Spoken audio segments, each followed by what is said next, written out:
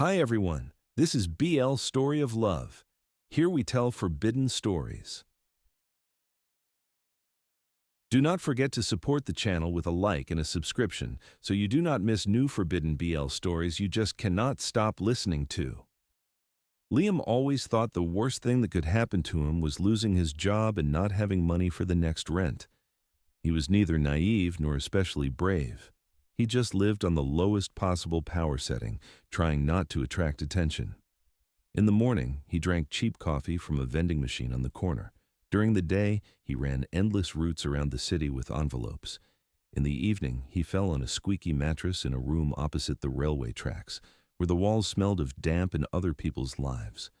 His world was narrow but understandable, like a corridor with flickering lights, step by step, day after day, with no sharp turns. He was used to other people making decisions. Alphas in expensive suits, betas with tablets confidently tapping on screens. They sat in offices where air conditioning killed any smell, signed papers, exchanged handshakes. Omegas like Liam appeared there only for a moment, to leave a folder at the reception, get a signature on a waybill, hear a dry, "You can go." He never asked extra questions and almost never remembered faces. The main thing was not to be late, not to confuse the address and not to lose the package. Everything else had nothing to do with him. That day was supposed to be the same. Early in the morning, before sunrise, when the trains outside only started to rumble, he pulled on his old hoodie, found his sneakers in the dark by touch, and went down the stairs that smelled of cat food and old paint. The air outside was wet, with a trace of cheap coffee someone had spilled by the kiosk. Liam habitually checked the route on his phone, compared it with a message from the coordinator. Several deliveries in one district, a couple of envelopes marked urgent, and one small package that had to be delivered not to an office, but directly hand to hand. He checked in the chat, got a short go, and stepped into his usual day, not knowing that by evening his world would shrink to the size of a metal cage. He heard the police siren right away, but did not connect it to himself. In that neighborhood, sirens were part of the scenery, like trash cans or neighbors shouting. Cars rushed past, went on their own routes, and rarely stayed long. So when a patrol car braked hard by the entrance and headlights swept so close along the walls that the windows trembled, Liam just automatically pressed himself to the wall, clearing the way. What happened next was too fast. A car door slammed, heavy steps on the asphalt, a hard hand on his shoulder, a turned face first toward the cold metal hood. His arms were twisted behind his back, the cuffs hit his knuckles. He wanted to ask, for what? But the air was knocked out of his lungs so sharply that his voice did not obey. Instead, a hoarse, desperate chuckle slipped out. A stupid, sticky thought flashed in his head. They must have confused me with someone.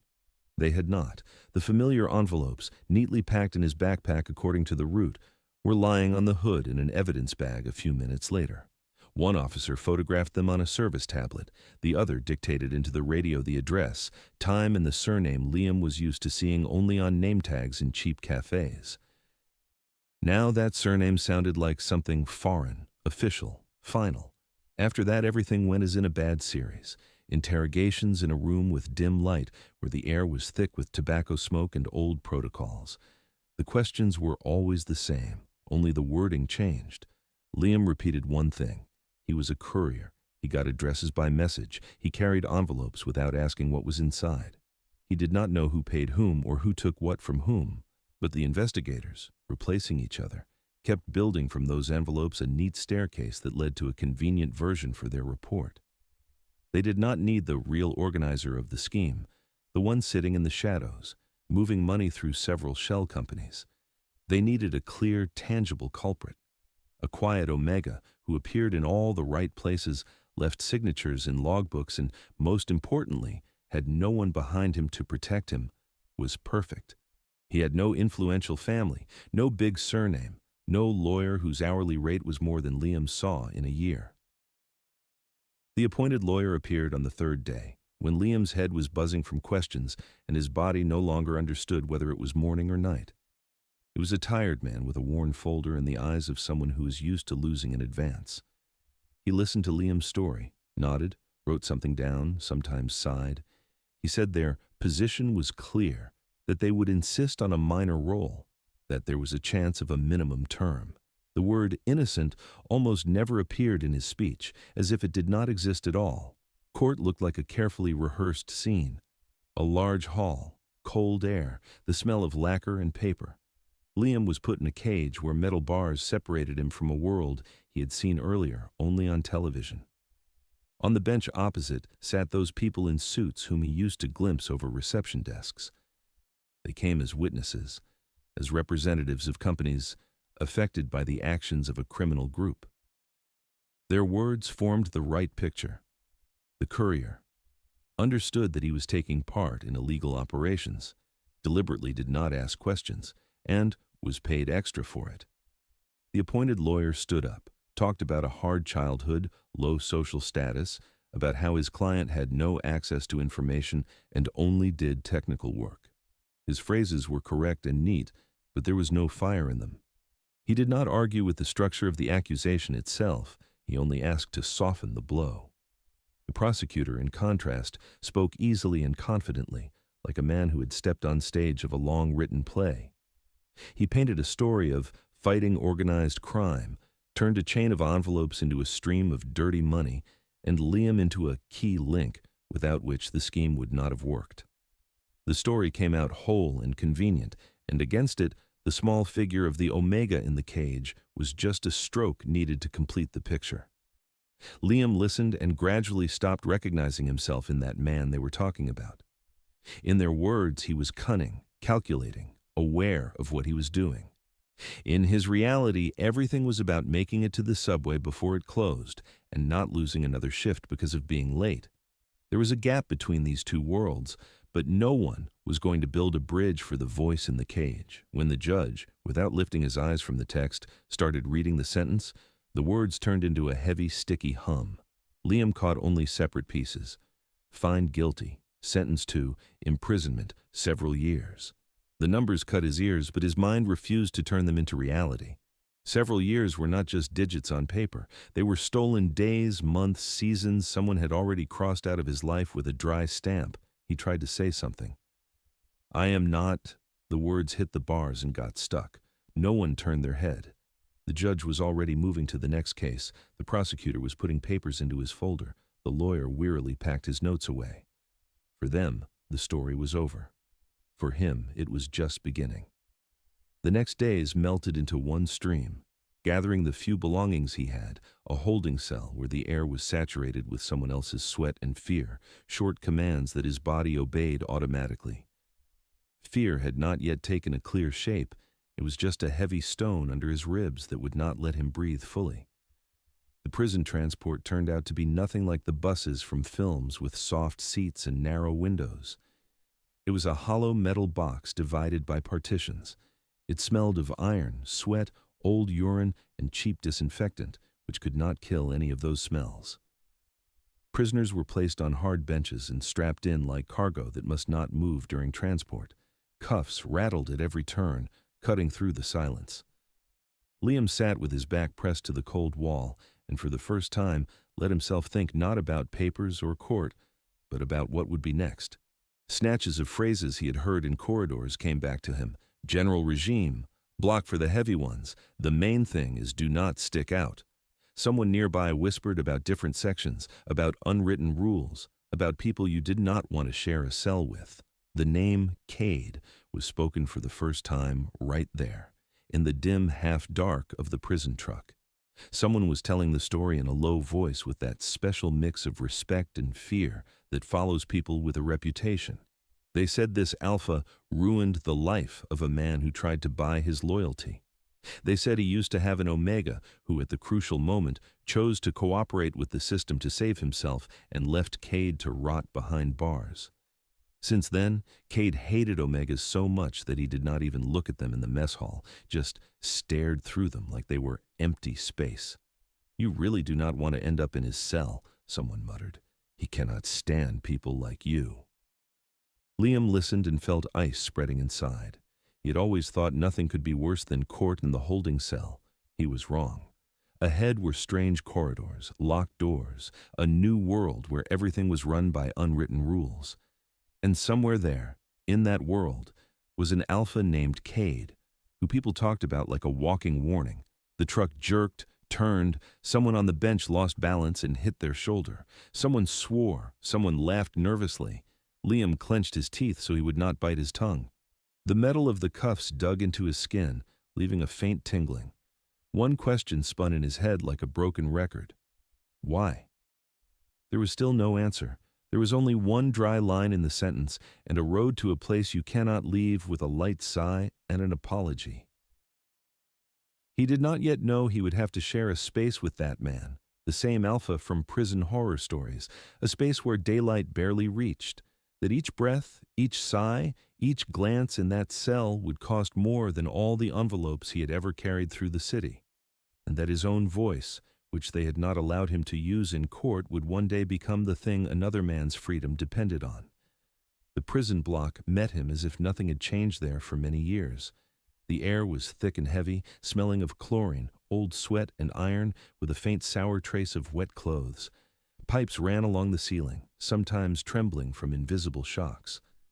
Light fell in dull spots from above, and each step of a guard turned into a hollow blow along the tiles, echoing deep into the corridor. Liam was taken off the truck in a general group like him, in the same gray uniforms, with the same slumped shoulders. Their cuffs clanged together at every turn. His number was called for the first time at the entrance to the block, dry and emotionless, like an inventory code. Under that sequence of letters and digits, everything that had once made up his life disappeared. His name, his old address, his favorite mug, his cheap blanket with worn edges.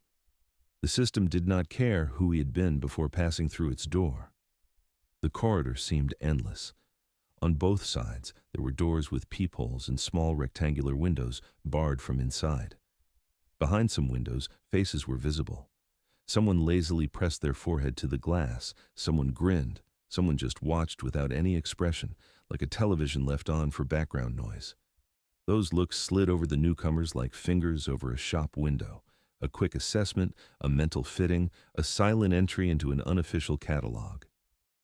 Liam tried not to look back. He kept his eyes on the floor, focusing on the rhythm of his own steps and the cold metal on his wrists. The tiles under his feet were smooth and worn in places to a dull shine. There were old stains here and there that no amount of chlorine had ever removed. A bright stripe of paint ran along the walls, dividing space into zones, for staff, for prisoners, for those who no longer noticed the borders. The guard beside him did not see any reason to explain anything. Short commands, sharp turns, a push on the shoulder when Liam slowed down. Everything in this place had been worked out long ago, like a conveyor belt. Curiosity, sympathy, even irritation had burned out of these people in their first years on the job. The door where they stopped did not differ from the others. Heavy metal, a dull plate with a number. For the guards, it was just another point on a long list. For Liam, it was the end of the corridor, behind which another geography began. The lock clicked with a tired sound, as if it too was sick of closing and opening the same lives. The door was pushed inward, and the air of the cell hit his face with a different density. It was warmer here, but harder to breathe. The space really shrank to a handful of objects. 2 metal bunks bolted to the walls, a small table with some shared notebooks and a broken pencil on it, a sink with a worn tap. In the corner, a toilet area marked with tile and separated from the rest of the cell by only a symbolic partition. A narrow window under the ceiling, covered with bars, let in a thin strip of light in which dust lazily floated. There was someone on the top bunk. A large Alpha sat there with his legs hanging down and looked like part of the metal frame, as if he had been forged together with the bed. Broad shoulders, thick forearms with old scars under the skin. His hair was cut short, his face covered with stubble that made his features even harsher. He was not doing anything special, just sitting with his hands resting on the mattress. But in that stillness there was more tension than in any open display of aggression. When the door opened, the Alpha raised his eyes. The look that ran over Liam's figure was quick, heavy, appraising. Not long, not greedy, not openly hostile. More like a check.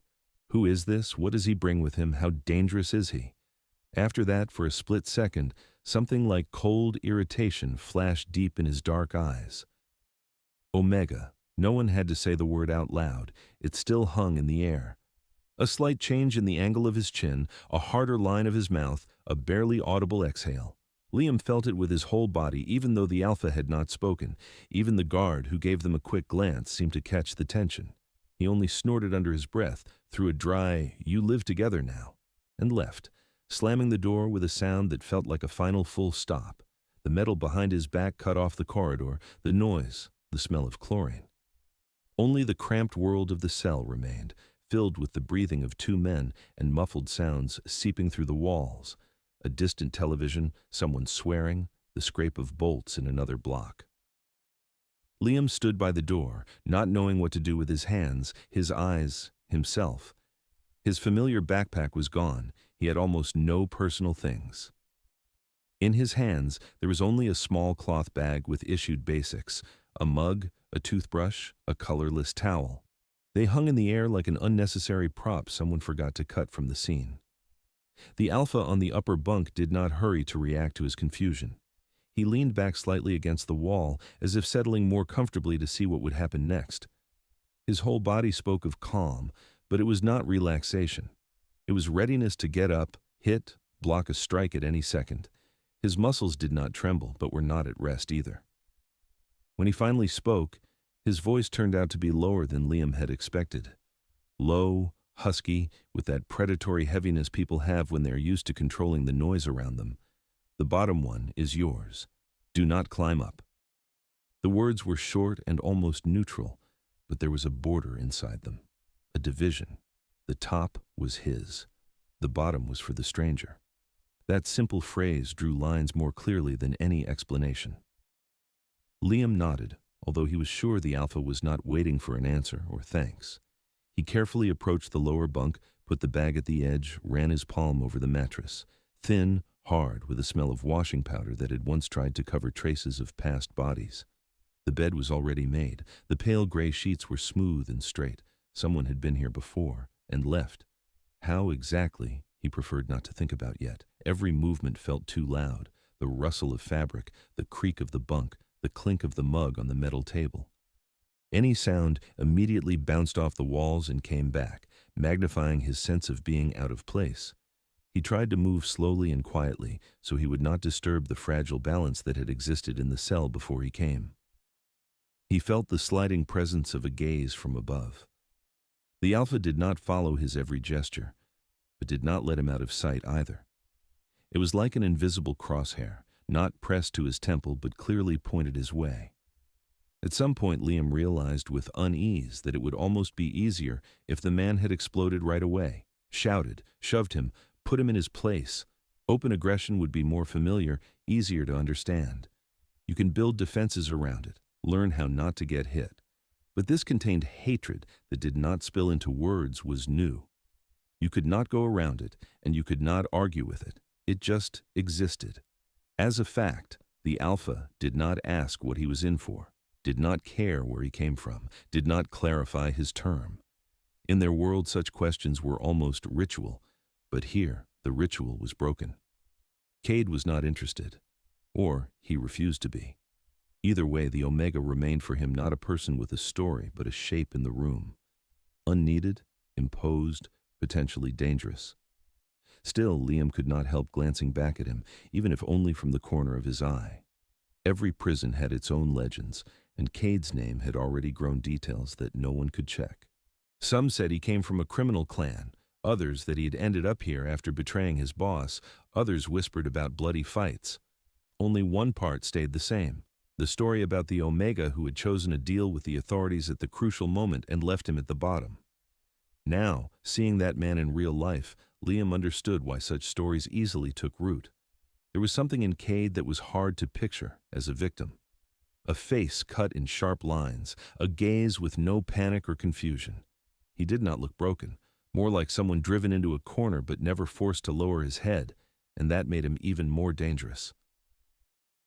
The first evening in the cell stretched like cold rubber.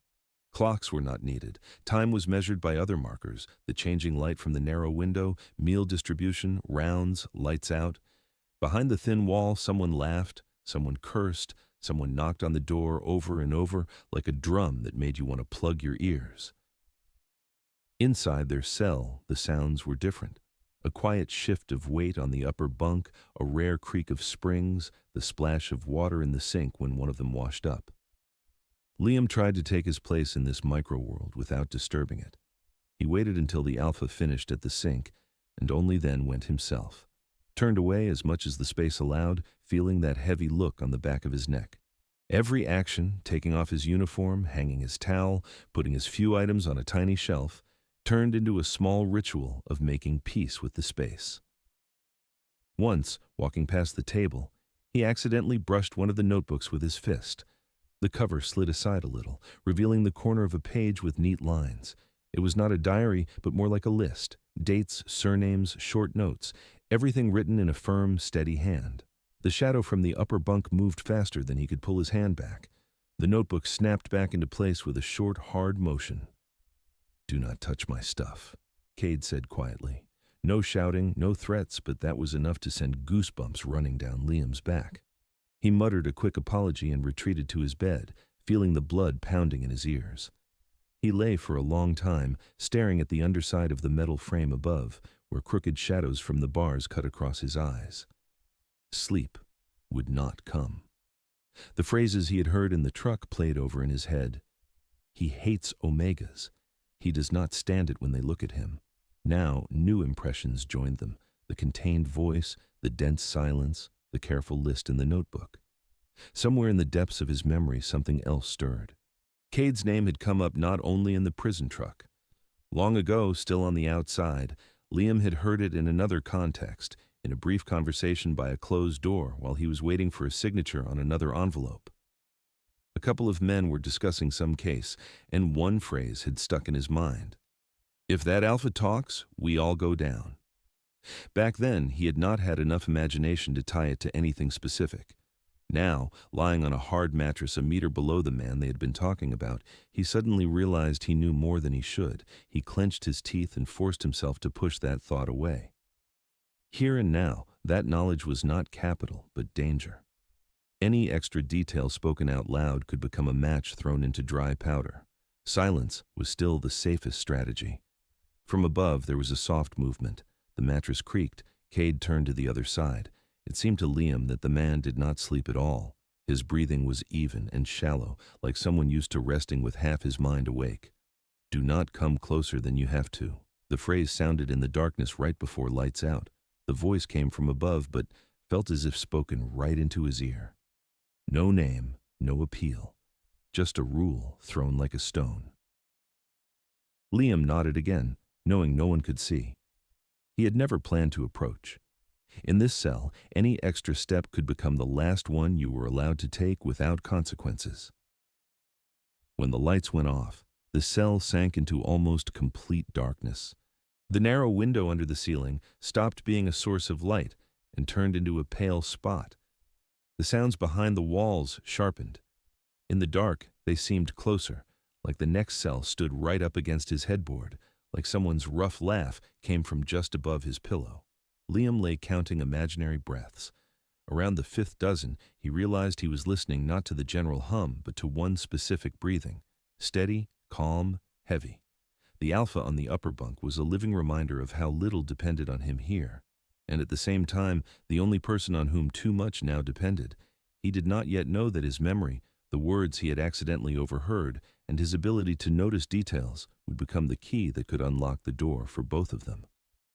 For now, he was just an Omega who had learned to breathe in time with someone else's calm to keep from drowning in his own fear. The first days in the cell stretched into a tasteless mush like overcooked prison porridge. Routine quickly turned into a loop where every element was a copy of the previous one. Wake up under a harsh shout, a cold sink, a head count, the mess hall with the eternal smell of overcooked fat.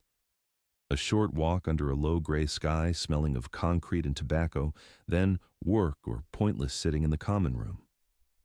In the evening, back to the same cell, the same creak of the bunk, the same heavy look from above that he could feel even through closed eyelids. Liam learned to exist inside that schedule, like in a tight cage where any careless move might catch someone else's nerve. He adjusted to the rhythm of steps, cues, unwritten rules. In the cell that meant one thing: Do not cross Cade's invisible lines. Do not get too close. Do not stare. Do not ask questions that could sound like a challenge here. His cellmate behaved the same way he had on the first day. Minimum words, maximum control over the space. Liam quickly found out you do not take the table if there is already a notebook on it. You do not linger at the window when Cade is clearly listening to yard sounds. And you do not step into the area where he usually did his exercises while others lay on their bunks. Yet there was still no open aggression. If Liam made a mistake, the border was marked quietly, shortly, unpleasantly, but without fists. The prison itself, however, did not know how to keep quiet. Any figure with a more or less interesting biography turned into a legend that grew details, often far from reality, but even more tenacious. Cade's name started popping up around Liam, even when he was not trying to listen. In the mess hall, while he stood in line with his tray, someone behind his back might mutter, "Look, that is the one who lives with him." There was no pity in those words, only curiosity. On walks, when prisoners split into small clusters, one group was sure to talk about how that alpha supposedly staged a massacre in a bar. Everyone added their own piece. One swore the victim was an Omega who had bothered Cade. Another insisted the Omega had been with Cade and the attackers had come from the other side. Later, another detail appeared. People said that before the fight, Cade had a romance with an Omega, not cheap and not weak. They allegedly worked for someone big together, and when everything went wrong, that Omega ran to the investigator first, laid out the scheme and the names, and traded testimony for a deal. He sold him out so he would not go to prison himself. Liam heard that phrase most often. It was repeated like a learned line. For the prison, such a story was convenient. A dangerous alpha who could break jaws and lives. A traitor Omega confirming all the worst stereotypes. A moral tale where every status gets its dark side. They loved legends like that here. They offered simple answers to complex questions. Cade himself behaved as if those stories did not exist. He did not care what people said in the queue for porridge. He did not try to justify himself, and did not react even when someone in the common room deliberately raised their voice, retelling yet another detail. Only his eyes might go darker when that word Omega was said, with the nasty tone Liam knew too well from the other side. In shared spaces, Cade's behavior raised more questions than answers. He did not try to dominate, did not gather a group around him like many strong alphas did. But he did not hide either. His presence alone created an invisible zone few wanted to step into for no reason. Partly because of his physique, his height, muscles, scars. Partly because of the way he looked at people, directly, dryly, without flattery and without the usual prison game of who is over whom. Once in the showers, Liam accidentally saw how that strength turned not outward but into protection. A young beta, someone Liam knew from the mess hall, was too quiet and too skinny. Clearly not the kind to quickly find friends. Two others closed in on him, left and right, blocking his way out. They spoke softly, but their voices had that slimy tone that always came before something bad. Liam instinctively turned away. Getting involved meant being dragged in. An Omega without backup in a conflict like that became an easy target. But before he could pretend he had not seen anything, the air in the room changed. Another scent, another weight appeared. Cade walked in as if he was just hurrying for a shower, but his eyes caught the trio in a second. He did not say a heroic speech. He simply stopped and looked at the two with such calm that it sounded like a threat by itself. "Enough," he said then, low. "No loud scene, no blows." The men exchanged looks, grimaced, and stepped back. The beta slipped past without even looking at his sudden savior. Cade turned to the taps and turned on the water as if that had been his only goal. To others, it was just a small episode with no sequel. But for Liam, it was an important point. The predator people had described to him turned out, again, to be someone who too often used his strength to protect those who could not defend themselves, and did it without any show, without trying to collect gratitude. In the evenings, back in the cell, Liam caught himself sorting all the bits of info in his head, like notes on staves. On one side was the legend about the bar, the fight, the dead Omega, and the traitor. On the other side was the dry extract from the sentence he had glimpsed in Cade's personal file when they had been taken to a room where prisoners sometimes got copies of their papers. That day started with an unexpected call. Liam and a few others were led down a different route, not to the mess hall or the workshop. At the door, the guard threw out one word: library. It almost sounded like a joke. For most prisoners, the library was not a place of education, but a place of rare pause and note-passing. The room was half dark, with long shelves lined with tightly packed books. The smell of paper, dust, and old ink was very different from the usual mix of chlorine and rubber. In the far corner, behind a desk, sat a man in uniform, but he was not a guard, more of a clerk. Several folders lay in front of him, personal files of prisoners. "If you ask for copies, step up one by one," he said without interest. Liam stepped up only because his case number was on the list. They gave him a thin printed set: the indictment, a short version of the sentence, some standard phrases about the term and regime. He flipped through the pages automatically, trying not to focus on the numbers in the text. Then his eyes caught another folder, pushed toward the edge of the table. The combination of letters and digits marking Cade's case was already familiar. He had heard it at head counts. Next to it lay the top sheet, a dry page with boxes: article, short description, special notes. Liam did not see the whole thing, but his eyes still picked out what they could read. Group attack in an entertainment venue, grievous bodily harm resulting in death, refusal of deals with investigators, possible links to organized structures. Then came surnames. Some meant nothing to him, but two suddenly lit up like a signal. He had seen them in other documents, in those same papers he had once carried in envelopes around the city. In the list of victims and witnesses, there was the name of one gray office he used to enter through the service entrance out of habit, never asking questions. Back then, he had only skimmed the stamps to check the address. Now those stamps locked onto what lay in front of him on the desk. His throat went dry. It looked too neat to be coincidence. The same surnames, the same addresses, the same pattern. A loud case, one convenient accused, a few people whose names hid behind neutral phrases. "Step back," the clerk's voice said beside him.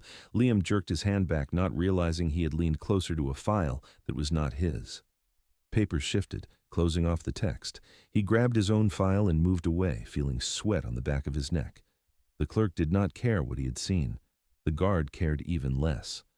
No one expected an Omega courier to link someone else's story with his own, but it turned out to be far too easy to link them. That evening, lying on his bunk and listening to the television buzzing through the building, he tried to sort everything into boxes. His own case suddenly looked too convenient. A nondescript courier through whom passed documents important to those same offices mentioned in Cade's file. He was a perfect shield to cover the real lines. Low status, no connections, no loud-name lawyers. He remembered the day they had handed him that heaviest envelope. Back then there were not the usual co-workers in cheap suits by the door, but two different men with expensive cologne and confident voices. He had not remembered one name. The other, thrown out casually, had stayed in his head. It repeated in the witness list in Cade's case. The fragment of that overheard phrase by the closed door came back again, the one from when he had been waiting for a signature on a waybill. "If that alpha talks, it will bury us." It had not occurred to him then to tie it to anything concrete. Now the picture formed without his help. Someone had used Cade as a lightning rod. Someone had used him as a small pawn and thrown him away after use. And those someones, judging by the names, were walking the same corridors on the outside. The realization did not ease anything. It made everything more fragile. The whole system he had fallen into suddenly looked not like a pile of accidents, but like a built structure. Each element had its own role. Strong alphas were turned into loud defendants. Omegas carried papers and then sat in cells for someone else's schemes. Liam lay staring at the gray metal bars above and mentally rewound each of his deliveries, each signature, every odd look he had gotten in those offices. The more he remembered, the clearer it was. His life had long been part of someone else's equation. And now there was another unknown in that equation, the man on the top bunk. He glanced up from the corner of his eye. Cade lay on his back, one arm behind his head. In the dark, he was just a massive shape merging with the bed frame. But Liam knew he was not asleep. His breathing was too even, his silence too attentive. There was no curiosity in it, only alertness. If Cade finds out I know their names, the thought burned like boiling water. In prison, Knowledge could be not only a tool, but a death sentence. As soon as someone decided you saw more than you should, your value turned to danger. He forced his breath to even out, closed his eyes, though sleep still would not come. The best strategy here was to act like you were empty space, interesting to no one. An Omega in a cell already had no right to a voice. He was not planning to also lose his right to silence. And yet, even choosing silence, he could not switch off his memory. Facts stacked up in his head like case files on the clerk's desk. The legends about Cade were no longer just scary stories for newcomers. They sounded like a badly acted version of someone else's script with key motives cut out. Somewhere deep down, under fear, under fatigue, under learned obedience, another feeling moved, a dangerous, almost forbidden thought. If everything was really connected, if someone up there was using the same people again and again, then he, Liam, had something others did not. Knowledge, at least. A thread tying him to the case of an alpha who, by those voices behind the door, could put them all in prison if he talked. He was not ready to call it a chance yet, but the feeling that the missing piece of the puzzle was sitting right in his head no longer went away. Evenings in prison differed from days not in schedule, but in sound. During the day, noise was thick and layered. Commands, footsteps, metal clangs, swearing, laughter. At night, it did not disappear. It moved further away, turning into a background hum through which thin sounds pushed through. Someone coughing behind a wall, the click of a switch, the rustle of sheets on the next bunk. In that kind of quiet, thoughts got louder than any television. Liam lay on his back counting cracks in the whitewash and going through routes in his mind that once had been just lines on a city map. Addresses came up one by one. Alleys he entered from the trash can so he would not be seen in the main storefront. The elevator in the business center that always stuck between the third and fourth floors. Nameplates on doors, some with loud brand names, others with no sign at all. He remembered how he had run around those addresses, trying not to think about anything. The main thing was to deliver the envelope and get a signature on time. His brain back then had room only for tiredness and the amount of money he would get at night. No schemes, no suspicions. He had been a convenient link precisely because he did not ask questions. Still, some things had stuck. One of those episodes surfaced now too clearly, as if someone had rewound the tape and hit pause. A small office on the second floor of an old building. Yellow stains on the ceiling, a flickering lamp, a battered desk. Behind it, two men whose faces he barely remembered, but whose voices were too familiar. Back then, one of them had lost his temper, tossed a pen so hard it rolled to the edge of the table. The second answered with a phrase that now, in hindsight, sounded very different. He did not remember the exact words, but the meaning stayed. They were talking about a man whose name now appeared in Cade's file as a victim. That name came up together with an irritated remark that, "People like him always get covered, and we will need to prepare a scapegoat in advance." The next line was about how, "If we cannot hush up that bar story, we will find someone to sit for everyone." At the time, Liam had been standing by the door with a folder counting seconds to a signature. All he had heard was the tone, annoyed and exhausted. The words flew past like someone else's swearing.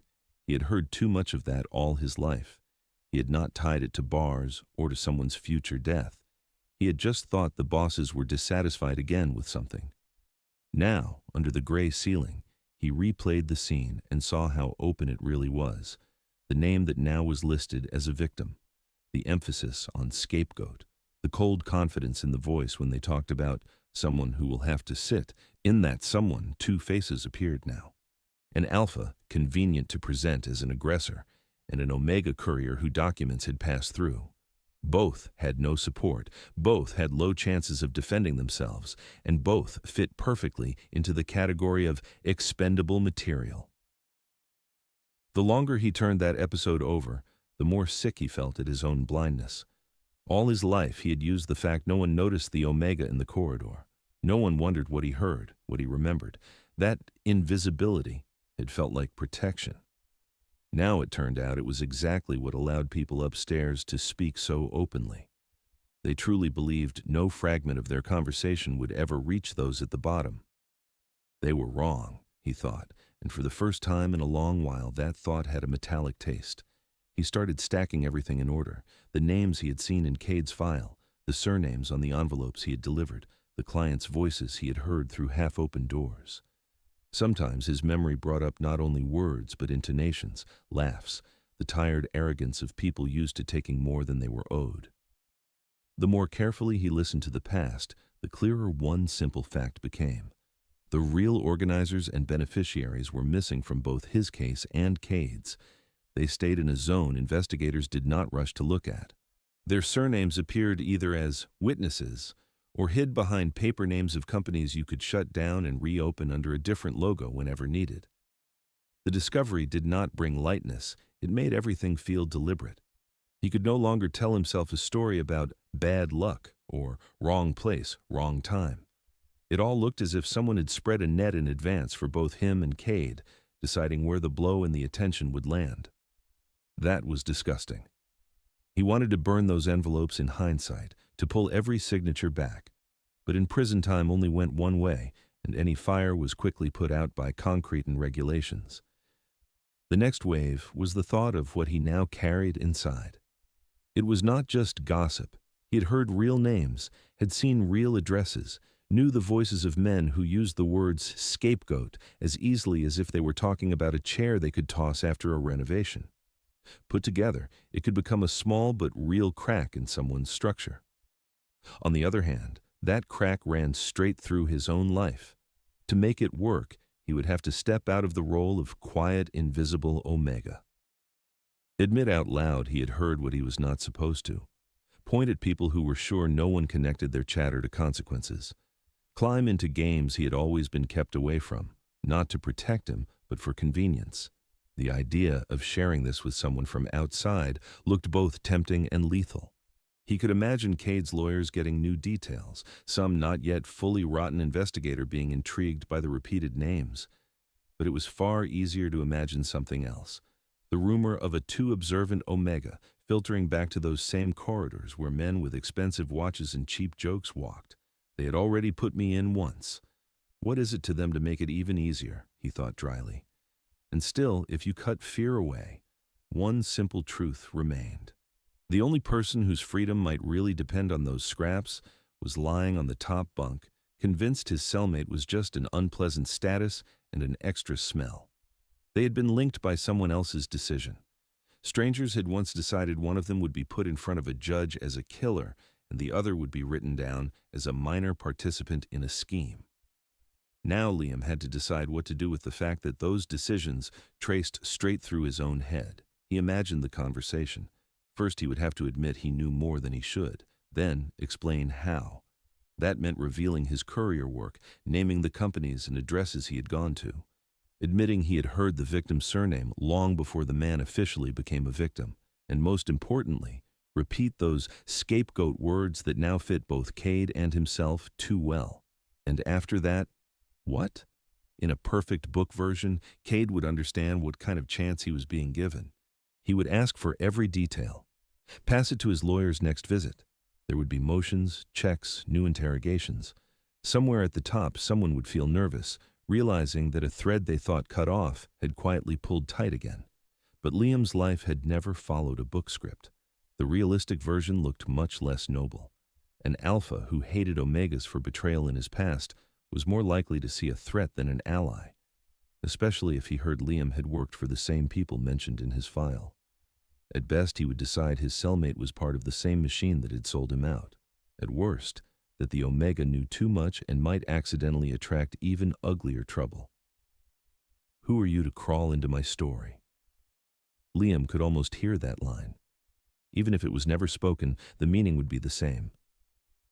As he ran through possible answers, he heard a short, dull sound at the edge of his hearing. Cade turned on the bunk. The metal frame creaked, springs whined. The silence in the cell changed, not tense, but thicker.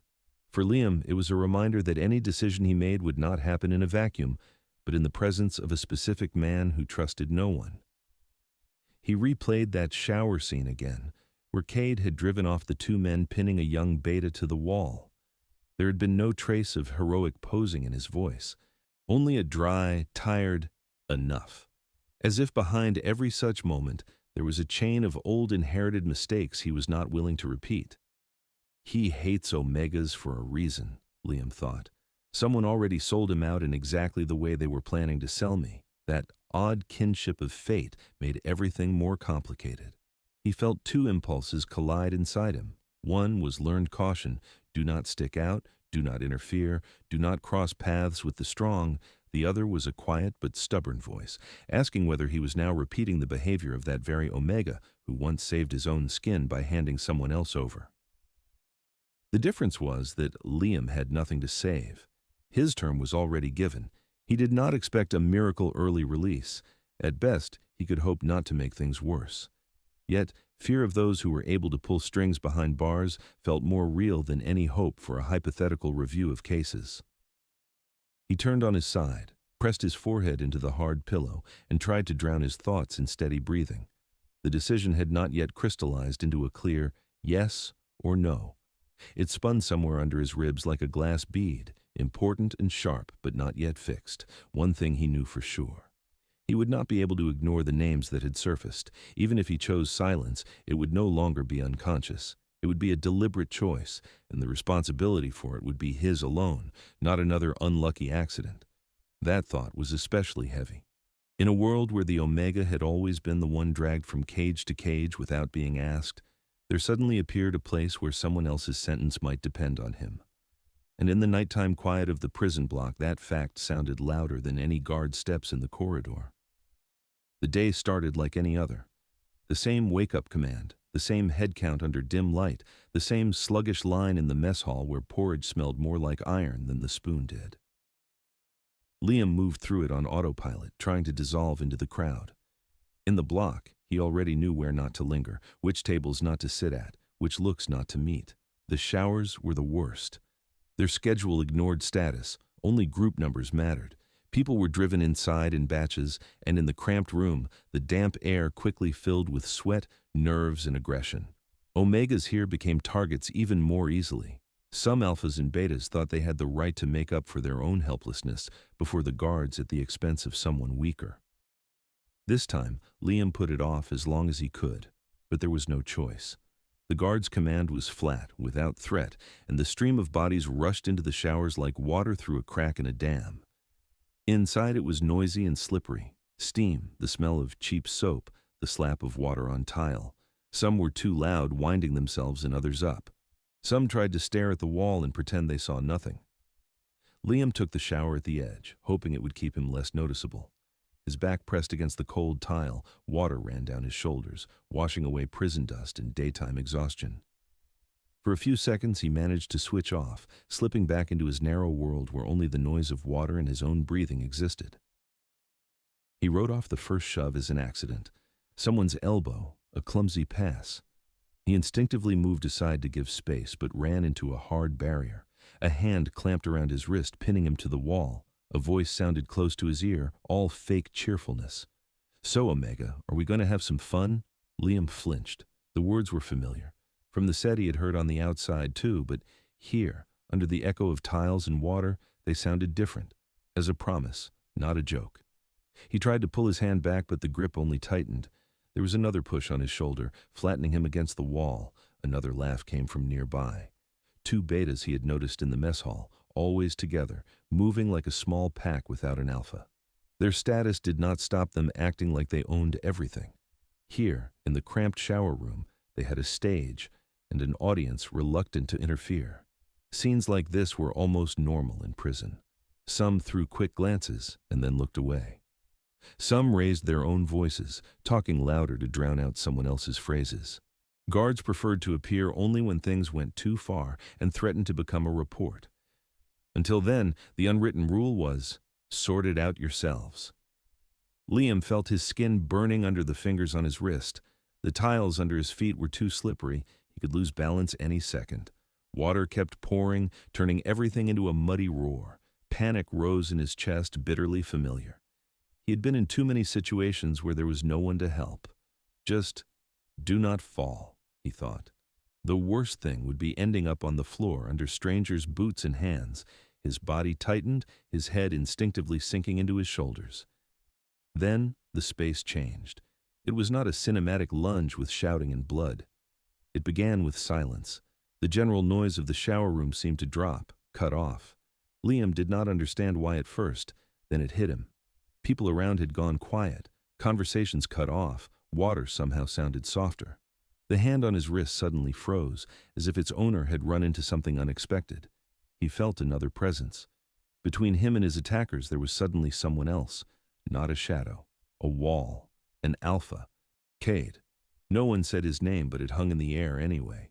Even those who did not recognize his face had enough of a second to read the others' reactions and understand who had come in. Cade did not touch Liam, but his presence was physical, as if someone had put a concrete pillar down in the cramped shower. The beta's hand on Liam's wrist trembled, then let go reluctantly. The second man, the one standing a little further away, stepped back half a pace, still trying to hold the pose of a relaxed bully. But the casual attitude disappeared in one moment. A flash of calculation went through his eyes. Was it worth pushing on? Cade did not raise his voice. He did not posture. His phrase was low and calm, cold. It was not a direct threat, but it carried something understood here without translation. It would go very badly if they continued. Enough. No extra words. No leave him or step back. Just that one short enough said in such a tone that even the water in the pipe seemed to pause. One of the betas tried to smile as if to say, "What are you going to do to us?" But the look he met wiped out that smirk very quickly. There was no rage in Cade's gray eyes, only tired, icy disgust. Not at them personally, but at what they were doing right now. At the very idea that someone could enjoy pinning a weaker person to cold tiles. The next moment stretched out. To an outsider, it might have looked almost invisible. A light step forward, a turn of his body. A slightly harder movement of his wrist that pushed one hand away. A small bump with his shoulder that moved the second beta toward the neighboring shower, leaving him completely thrown off. Everything was neat and measured, so much so that if a guard had looked in right then, he would have seen only an odd pause, not a fight. But those standing nearby understood the score perfectly. Cade could have broken a nose, cracked a rib, left marks that would have to be explained later.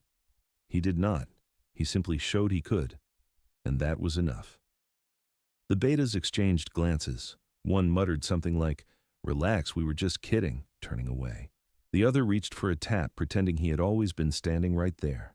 They backed off not because they realized they were wrong, but because they understood. Pushing a conflict with this alpha to the end was a bad investment. Liam stood frozen, afraid to move. His skin still burned on his wrist, his breathing was ragged, but the panic was beginning to recede. Cade was still between him and the others, like an invisible shield no one had asked him to put up, but no one dared to walk around. A few seconds felt like forever. Then the alpha, without turning his head, shifted a little to the side, opening space for the omega. No encouraging look, no, "You okay?" Just a dry, almost businesslike statement. "Get dressed." That was enough for Liam to finally step away. He threw his towel over his shoulders, feeling the muscles trembling under the fabric. Water still ran down the tiles. The noise of the shower room was picking up again, as if the whole show had been put on repeat. But for him, the scene was over. On the way back to the cell, he caught other people's looks on himself more than once. There was a lot in those quick assessing glances: curiosity, envy, relief, spite. Someone clearly remembered that the Omega now seemed to have an alpha behind him, whose interference was better not to provoke. That was another invisible shield, even if unofficial. Cade walked ahead, keeping his usual distance. He did not look back, did not slow his steps for Liam.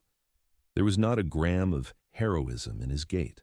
For him, this episode seemed already closed, just another nasty scene he had to shut down so the day could go on as usual. In the cell, that brief rescue did not turn into a conversation. The alpha climbed up to the top bunk, laid out his few belongings as always, picked up his worn book. Liam settled on his own bed, trying to steady his breathing. Inside, it still burned from the helplessness he had just felt and from the sudden intervention. Several times he caught himself wanting to say something. A simple "thank you" felt at once too small and too dangerous. Any attempt to come closer could shatter the fragile balance that had formed between them. Cade tolerated his presence, but hardly wanted added emotional scenes of gratitude, so the words stayed inside. but the thoughts no longer obeyed the old discipline. Until that moment, Liam had allowed himself to think of Cade as someone who just hates omegas. But the way the Alpha had stepped in, quietly, without humiliation, without trying to show off, made that formula crack. If he had been a purely predatory type who enjoyed violence, the shower scene would have ended differently. He could have used it to show off his strength, to feed his reputation. Instead, Cade chose the path with minimal traces. He stepped in only as far as needed to stop it, not an inch more. The hatred toward omegas he showed almost automatically clearly was not about wanting to hurt them. It looked more like fatigue with the way other people pulled strings through their weakness, a refusal to watch yet again while they were used as tools to control events. He could not stand those who played with someone else's vulnerability, whether in a bar fight, a criminal scheme, or a prison shower. That realization left a strange bitterness inside. Liam knew too well what it meant to be such a tool. On the outside, he had been ruled by addresses and envelopes, here by status and fear. In both cases, he had been convenient for those above. And now it turned out the Alpha on the top bunk shared, if not his status, then his experience in one crucial way. They had both been someone's pre-chosen victim. The thought that this was the man he now owed the truth to no longer felt like some romantic idea. It took on the weight of a debt, not the kind you repay with a couple of polite words, but heavier and invisible. By stepping in, Cade had proved one simple thing. He did not look past weaker people when he saw them being used. He might hate omegas, might not stand their scent, their way of moving, their stigma, but he did not walk away when he saw the strong turning them into toys. That trait, not softness, not kindness, but an intolerance of manipulation, made him the one Liam now owed honesty to. Even if the Alpha did not want to hear it, even if it brought new risks for both of them. Coming back to the cell with shaking hands and an aching wrist, the Omega for the first time seriously wondered, not if he could tell, but whether he had the right to stay silent. Before, silence had been his natural state, his survival method. Now it started to look like participation in someone else's sentence. The shower scene became the point where the invisible shield changed direction. Until then, Liam had subconsciously tried to hide in Cade's shadow to stay less vulnerable in the block's hierarchy. From that day, another thought appeared inside him. Maybe it was time for him to become an invisible shield for this Alpha in the one area where Cade was most vulnerable, the truth about his own case. A call to the admin block always meant something was hanging over normal prison routine. Usually that was for those with disciplinary issues, those being prepared for transfer, or those some inspector suddenly needed. Liam walked the corridor between two guards and felt the concrete vibrate under his boots, carrying the hum of this entire machine with its bars and cells. The office they brought him to was different from the others in only one way. The window had plain glass. Outside, he could see the yard, a strip of fence, and a slice of sky. Inside, there was a desk, 2 chairs, a cabinet with folders. The man behind the desk looked ordinary. A simple suit, a neat tie, a thin folder under his hand. His scent was neutral, like everyone who hid behind their position. He introduced himself as a liaison between the investigative department and the prison administration. The name did not matter. Something else did. He did not belong to the prisoner's world, but he was not some pure theoretician behind papers either. He held himself too confidently, watched too carefully, assessing not only answers but pauses. The talk started with the usual formalities, confirming identity, case number, a brief recap of what Liam was officially in for. The Omega had heard it all before and reacted almost not at all. The man's tone was dry and emotionless, but little by little, new notes crept into that dryness. He explained that the case Liam was serving time for was not fully closed. Those gray firms he had worked for as a courier had surfaced in other investigations. Threads from them led to bigger figures, people whose names never appeared in sentences but did appear in analysts' and operatives' reports. The investigation lacked direct links. A witness who had been part of the chain could become a key. The words shaped a neat scheme Liam was already half expecting internally. He understood that sooner or later the system would turn to his memory. But the real blow came when the offer was finally voiced, carefully wrapped. If the Omega gave detailed statements about the routes, people, offices, voices, if he described the conversations and hints he had thought unimportant at the time, his own sentence might be reviewed, not a promise of immediate release. No, the man was too experienced to throw around words like that. Instead, he talked about possible mitigation, change of regime, maybe transfer to easier conditions. Beyond that, vague hints at witness protection programs, a new identity, a chance to start over. Freedom. The word was not spoken out loud, but it hung there heavier than everything else. Liam felt something jolt inside him. Ever since he had heard his term read out coldly in court, the idea it might end early had been like a forbidden dream. The cell had become the only reality. And suddenly, someone from within that same system was saying, "There is a chance, but chance always has a price." When the conversation reached specifics, Liam understood exactly what they wanted. Not just memories of low-level bosses and cashiers, not only descriptions of basements and offices. They were pushing him to build the chain up to those who currently appeared in case files under labels like scheme organizer or interested party. The names that had once been spoken between the lines. The nicknames that hid the real managers. The system was asking him to do what every investigator dreams about, connect the dots. Cade's case appeared only once in the conversation, and even then as a passing remark that the Omega complains about the unfairness of his cellmate's sentence in his written explanations. The man at the desk gently but firmly turned this line aside. Formally, the Alpha's case was considered closed. There had been a verdict, an appeal, a denial. The machine had already rolled over it, and no one wanted to dig back down. The emphasis was elsewhere, on the big schemes, on how good it would be to help clean up the system. How important it was to make sure people like him don't fall into these traps anymore. They showed Liam a perspective where he was almost an ally of the law against those who had once used him. A couple of phrases hit particularly hard. They were said as if in passing, but the dose was carefully measured. He had already suffered. Not by his own initiative, he had been given too harsh a term for someone who had been just one link. The system saw that. The system was ready to admit there had been distortions in his case, but the system needed something in return.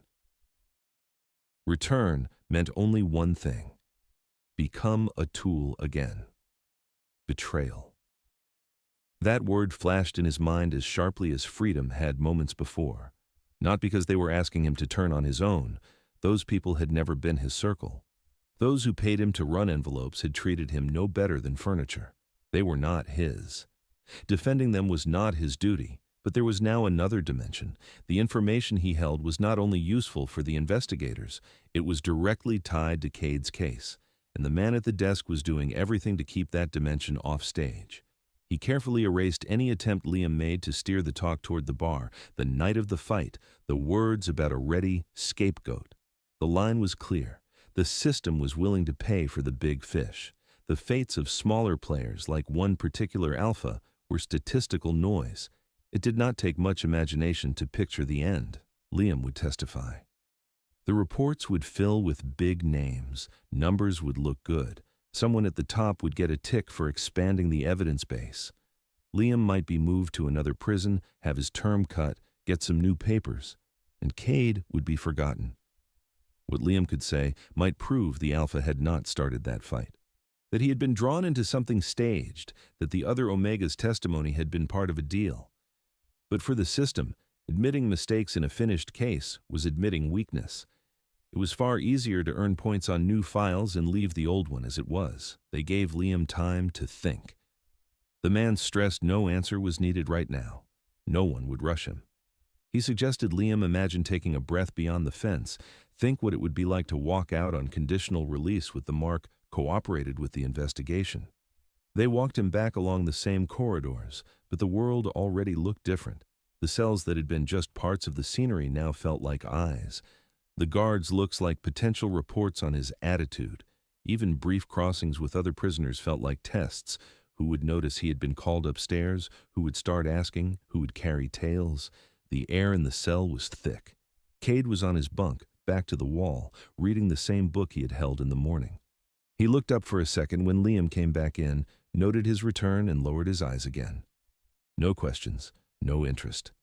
Outside, everything was the same. Inside, no. From that day, any movement along his prison route doubled. In the mess hall, he heard not just clattering dishes and scraps of talk, but felt an invisible target on himself. In the common room, he noticed who was too keen on news from admin. Even the exercise yard with its gray sky and few sad trees turned into a stage where every gesture could be interpreted. At night, when Cade already breathed evenly on the top bunk, Liam lay under him, staring at the dark ceiling and replaying the talk in the office. The promise of freedom, drawn not by words but by outline, both beckoned and repulsed. He pictured walking out the gate not in a prison uniform, imagined city air that had not passed through bars, but each time that image lingered longer than a couple of heartbeats, another picture cut in. A bar corridor, broken glass, blood on the floor, a rehearsed voice in court telling a story about an out-of-control alpha who had attacked a poor omega. Alongside it came his own memory of a gray office where people had discussed a future scapegoat long before any fight. The choice he had been offered was dirty, not because it asked for testimony. It was dirty because it demanded he accept rules where some are saved and others left to drown based on usefulness. He had already been a tool once. A simple courier who never imagined the envelopes in his hands would be used to destroy lives. Back then he had not realized that he was part of anything bigger. Now he understood all too well. The system held out its hand, not like a rescuer to someone drowning, but like a player offering a card to get out of the game. No one intended to say out loud what that card would cost. For the first time, Liam felt not just fear, but a dull protest. Before court, before the cell, before Cade, he had seen himself as someone drifting with the current, trying not to disturb big fish. That no longer worked. They had put him in a place where any choice turned him into an active participant. Saying yes meant accepting the system's rules and trying to use them for himself. Knowing justice for a specific person could stay an accidental side effect. Saying no meant staying in the cage for the full term, keeping the illusion he didn't betray anyone while letting the schemes keep working. He did not have an answer yet. But he already knew he could not make this choice entirely alone. No matter how much he wanted to bury his head in a pillow and pretend nothing was happening, one fact remained. The information he held affected more than his own future, and the only one who truly deserved an explanation was sleeping 2 meters above him, with no idea the system had already reached across a desk to the Omega. After that meeting, the cell stopped being just a concrete box. Coming back that first evening, Liam felt as if, behind the thin walls, along with piping and wiring, invisible threads had been laid, connecting him not just to the cameras, but also to the desk where a thin folder with his name lay. Each step in the corridor echoed with one thought. For the first time, he had a real way out. Any wrong move could close it. That thought did not bring relief. It pressed on him like a tight collar. Inside the cell, nothing had changed. The same 2 bunks, the same table, peeling paint on the walls, rust streaks under the sink. Cade sat on the top bunk, back to the wall, reading a worn book. His posture carried that familiar cold calm. When the guard closed the door behind Liam, the Alpha looked up for a second, just to mark his return, and lowered his eyes again. He doesn't care, Liam thought automatically, then caught himself. He no longer believed that fully. The changes between them were too subtle for anyone outside to see. But for someone sharing a few square meters day and night, they were clear. Before, any movement Liam made in the cell triggered a visible flinch in Cade, as if bracing to fend off some unseen threat. The tension had not vanished, but it was no longer pointed only at him. The Alpha reacted more to outside noises now, steps in the corridor, voices, the scrape of locks. A kind of truce had started after the shower, when Cade had stepped between him and the betas with no fuss. From that day, there was a faint sense in his behavior that the Omega was no longer an enemy or bait, at least not right now. Liam noticed how one evening, when the ventilation went out and the air felt thick as soup, Cade jumped down and silently offered to swap places at the window. Not in words. He just paused by the lower bunk ladder and nodded toward the upper bed. The gesture was almost invisible, which made it even heavier. Liam had quietly said, "Thanks," then, and lay awake a long time afterwards, feeling a strange warmth in his chest from the simple fact his existence in the cage was being factored in by someone. After meeting the man from the system, that warmth made it harder to breathe. That evening, he lay on the new high bunk, listening to Cade's steady, heavy breathing beneath him and replaying the phrases from the office. The possibility of a shorter term no longer seemed abstract. It had taken a clear shape: protocol, signature, testimony. And a price: silence where he no longer had the right to be silent. He tried to picture the ideal outcome. He would tell everything he remembered. The investigators would build their links. They would reopen Cade's case, find holes, put together dates, names, routes. Someone above would admit the bar fight had been staged with a ready fall guy, and the alpha had been convenient cover. They would shorten both their terms, maybe even release them. It was too neat to believe. The system giving him its hand had no intention of digging up old verdicts. It wanted living targets still on the outside. For the paper machine to admit a mistake in a closed case meant admitting weakness. It was much easier to use one prisoner to arrest another dozen and pretend that was how it was meant to be. If he agreed and kept silent about the tie to Cade's case, the alpha would stay until full term. Not because he was guilty, but because no one but Liam cared. He tossed on the narrow bunk, the sheet bunching under his hands. At some point it became clear. He could not make any choice at all without telling at least part of the truth to the one whose fate was directly entangled with his memory. Morning came as always. Shouts in the corridor, the wake-up command, the dull clatter of metal dishes, guards' footsteps. They went out for count, stood for a few minutes, returned. In the mess hall, Liam barely ate, chewing the sticky porridge mechanically, listening more to himself than to the noise. In the hum of talk, any mention of deals with investigators or cooperation sounded pointedly loud to him. Back in the cell after the day's routine, he sat on the stool by the table and spent a while just rubbing the plywood edge with his fingertips, bracing himself. Cade was silent, but his gaze kept flicking down from the book, quick, assessing. Liam felt that weight almost physically. Even when he was looking away, he did not start with confessions, but with facts. First, he spoke of what he had already mentioned before, of his work as a courier, of routes through those same gray offices that smelled of cheap coffee and expensive suits, of envelopes no one like him was allowed to open, of how he once heard in a corridor the name of a man listed in Cade's case as a victim, and that phrase about a scapegoat prepared in case things got noisy. Cade turned a page and did not go on reading. His fingers on the paper tightened. From the line of his shoulders, it was obvious. He was listening to every word. Liam added details. What the office looked like, whose voice gave that order, which names were on the door plates. He did not embellish or dramatize. He simply unrolled what his memory held. He did not use exact dates. He tied events to days. The morning when the first autumn slush hit, the night police cordoned off the district for a raid. The more he spoke, the clearer the picture of someone else's game became inside him. In that picture, he and Cade held identical places, people convenient to put under the blow when the true organizers hid in the shadows. At some point, the air in the cell grew heavier. Liam felt how hard his neighbor was breathing, though he had not made a sound. The alpha put the book aside, swung his legs off the bunk, jumped to the floor, and sat opposite, elbows on his knees. His gaze was direct and sharp. The old dumb hatred of the mere fact there was an Omega in the room was gone.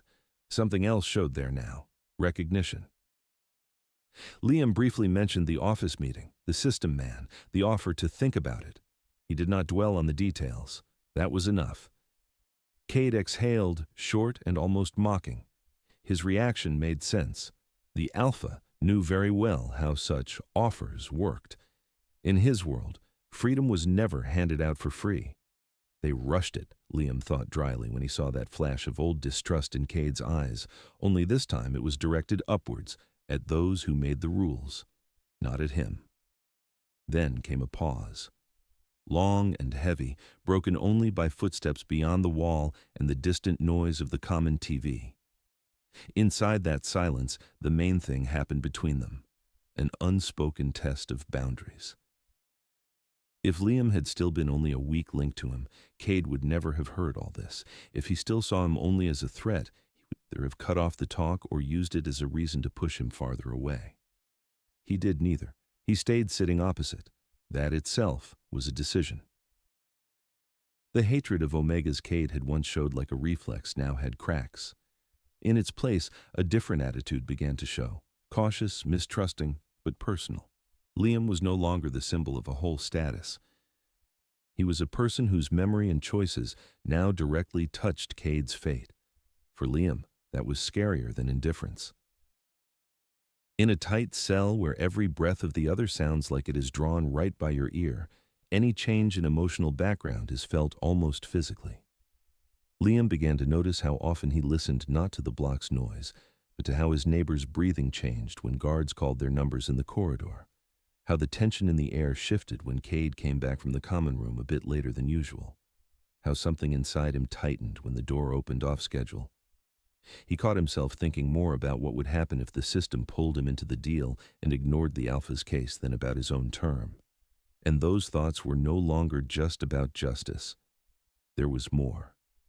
Something that cannot grow without constant friction between someone else's strength and your own vulnerability. At night, when the block sank into ringing quiet, Liam lay on the top bunk listening to two sounds, his own rhythmic heartbeat and the slower, heavier rhythm in the chest under him. Between those rhythms, through the mattress and metal, a thin connection appeared. Not the kind romantic stories write about, but the kind that should not exist between two prisoners, a connection of mutual responsibility. He understood that his choice would now affect more than just his own door, and the closer he let this Alpha get to him, the more any decision would cost, saying yes to the system or refusing the deal at the price of his freedom. The connection that should not have existed already did. All that remained was to admit that breaking it would hurt more than never noticing it at all. From the day Liam first heard the cooperation offer, time stopped being smooth. It broke into short stretches between summons to the office and returns to the cell, between accidental bumps in corridors and long, dragging nights when thoughts would not let him sleep. The system reminded him of itself quickly enough. They called him again. Same corridor, same click of the guard's heels, same office with blinds letting in only thin stripes of light. The same man behind the desk, but with a different tone. The polite softness in his voice was now edged with steel. The words grew more precise. They explained gently but firmly that the investigators needed not vague hints, but precise statements. Who gave the orders, which addresses, what names. In return, a review of his case, a motion for a reduced sentence, possible transfer to an easier regime. This time, under the polite phrases, there was something else. He was reminded softly that a refusal could sound very different depending on who heard it, that sometimes prisoners who declined to cooperate unexpectedly got drawn into conflicts inside the block, that the administration, of course, did not encourage violence, but could not always be everywhere. The wording was careful, but the meaning was clear. The deal was not only a chance, but also insurance. You do not want to make life harder for yourself, do you? Sounded almost caring. It did not need to be phrased as a threat. Liam listened and felt cold sweat on his back. It was as if someone was wrapping him in an invisible tape and tightening the knot. On paper, everything looked logical. He talked. The system paid with months off his term. In reality, it meant one thing. He would become a tool again. Not for gray firms this time, but for official structures. They gave him a folder with blank forms he was invited to fill with preliminary information and sent him back to think a little more. Returning to the block, he noticed the change in the air almost immediately. He entered the common room under the same hum of voices. But when he took a tray and looked around for a seat, something was off. The tables were full, people sat shoulder to shoulder, but there was a strange, empty bubble around him. Someone looked away, someone got up abruptly to sit in a different place. It ended up looking like sitting next to him had suddenly become unprofitable. He sat alone, the tray too heavy for such a tiny meal. The noise did not die down, but conversations shifted, dodging around him. Somewhere behind him someone snorted. Another man spoke the word snitch so quietly it could have been to no one in particular. That was enough for the spoon in Liam's hand to freeze for a second. He felt a couple of stares on him, one from the table where those who liked to know everything always sat, another from men whose clothes were too clean and movements too sure, hinting at old ties to people better avoided. Nothing open followed. but he found his towel missing in the showers after lunch. In the evening, his mug on the nightstand was shattered. Someone had accidentally knocked it over. In the corridor, a prisoner he barely knew pushed him a bit harder than the narrow space required. Those accidents lined up. The signal was clear. People here did not like those who tried to sit on two chairs, and even rumors of cooperation were enough to isolate someone. Cade watched. He did not ask direct questions, but Liam could tell he was tracking each episode with cold precision. In the shower, when the towel vanished, Cade silently tossed him his spare. No comment. When the mug broke, he simply picked up the shards and threw them away. No, who did this? When the shove in the corridor sent Liam stumbling, the Alpha, passing by, brushed his elbow, not to catch him, but as if putting him back where he belonged. Simple, brief gestures, all saying one thing. He saw. That evening, back in the cell, Liam, for the first time in a long while, felt four walls as not just a boundary, but a shelter. The block noise stayed outside, with its stares, half-threats, and incidents. Inside, there were just the two of them, and one of those presences, oddly enough, now made him feel safer than the system with its promises. He told him, not at once, not in bullet point form like in a protocol. First, briefly, in prison, shorthand. They dragged me to the office again. Then about the folder, the new wording, the soft warnings, the fake attentiveness that made him want to move his chair farther back. Cade listened silently, sitting on the lower bunk, elbows on his knees. His profile showed tension, but not the kind that came from personal danger. More like irritation at how predictable these methods were.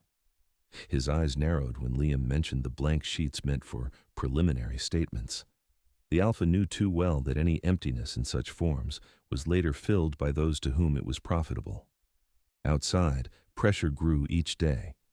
The administration, not by direct actions but by its very structure, pushed Liam toward the needed choice. The system liked to think it was giving people a chance and that they should be grateful. In the corridors, this came through in how guards suddenly watched him a bit more closely in lists, how the liaison friendly asked whether other inmates were bothering him. At the same time, the prison environment did its part. Those whose protectors might suffer from new testimony were not going to wait for Liam to decide. They moved too. They were accidentally nearby in the common room. The wrong clothing size was mistakenly issued to him. Someone dropped a loud, "These guys who work with the investigators don't walk around long." All part of one pressure, not a direct threat, but a constant background meant to wear his nerves thin. The pressure inside him grew to meet it. He was wedged between two forces like between slabs of concrete. From above pressed the system, offering a deal laced with blackmail. From below pressed the prison community that did not forgive hesitation. In between were himself and his cellmate, whose fate was now woven into his choice. The thought that he might get out early still lived somewhere deep. In moments of special exhaustion, it floated up like a temptation. Walk free, forget these walls, try somehow to rebuild a life. But each time he reached that point, another image appeared. Corridor, shower, hands on him, and then Cade stepping between him and violence. Everything the Alpha had done for him so far had not been words.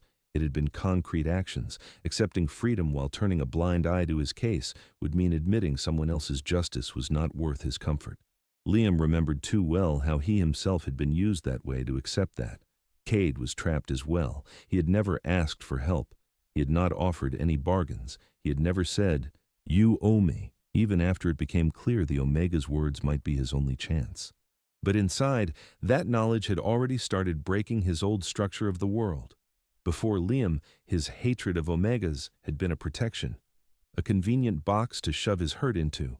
Collide once with an Omega hired to sell out an Alpha, and it is easy to see everyone of that status as a threat. Prison had only strengthened it. Omegas here often were someone's tools. Now he had a man in front of him who, with a real way to make his life easier in his hands, was not rushing to the investigators, but first sharing what he knew with him, risking becoming a target for those who did not like talkers. This illogic in terms of his old beliefs made Cade look at his neighbor differently, uncomfortably honestly. He saw Liam coming back from each office visit with a face full of exhaustion and anger.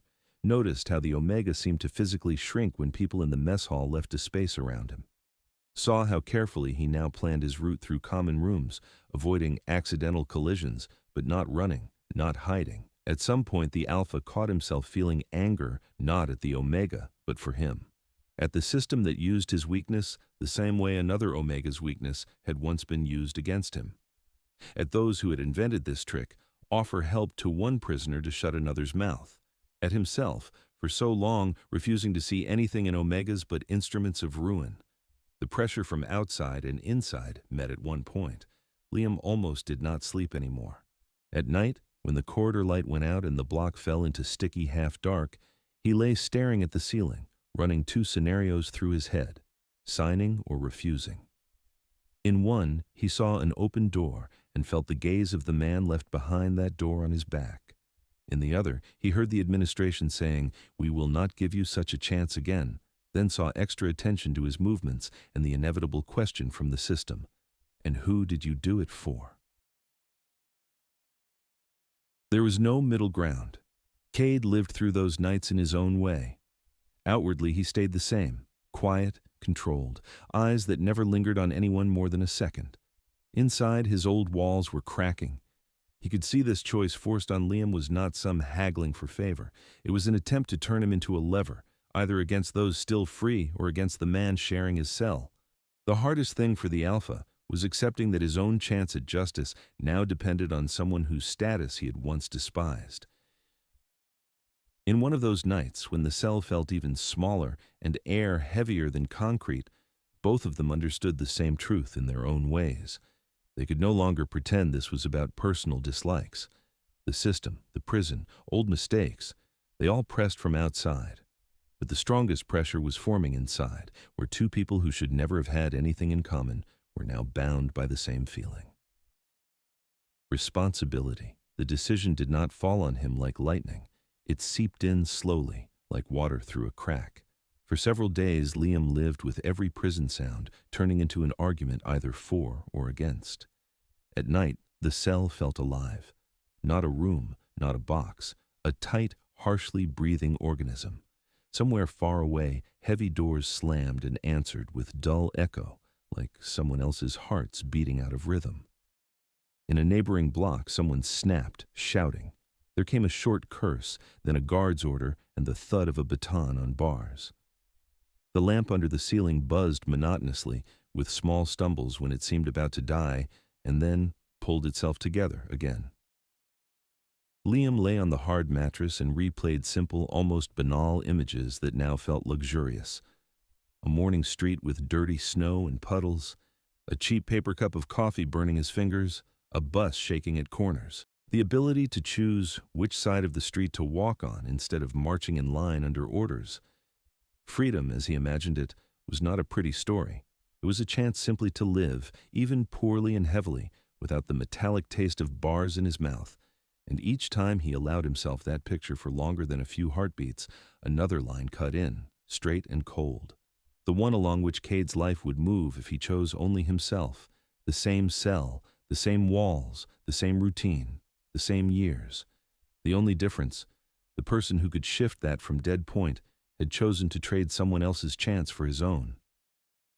He walked out because he kept quiet, sounded inside like someone squeezing his throat slowly. By morning, when the light in the corridor grew a bit stronger, the decision had no clear words yet, but already existed. More as, "I cannot do otherwise," than, "I will do this." When the usual "out" sounded at the door, he got up without inner argument. His body remembered the route, down the stairs, turn right, the gray corridor, the smell of paper and stale tobacco by that same office. The man behind the desk was the same.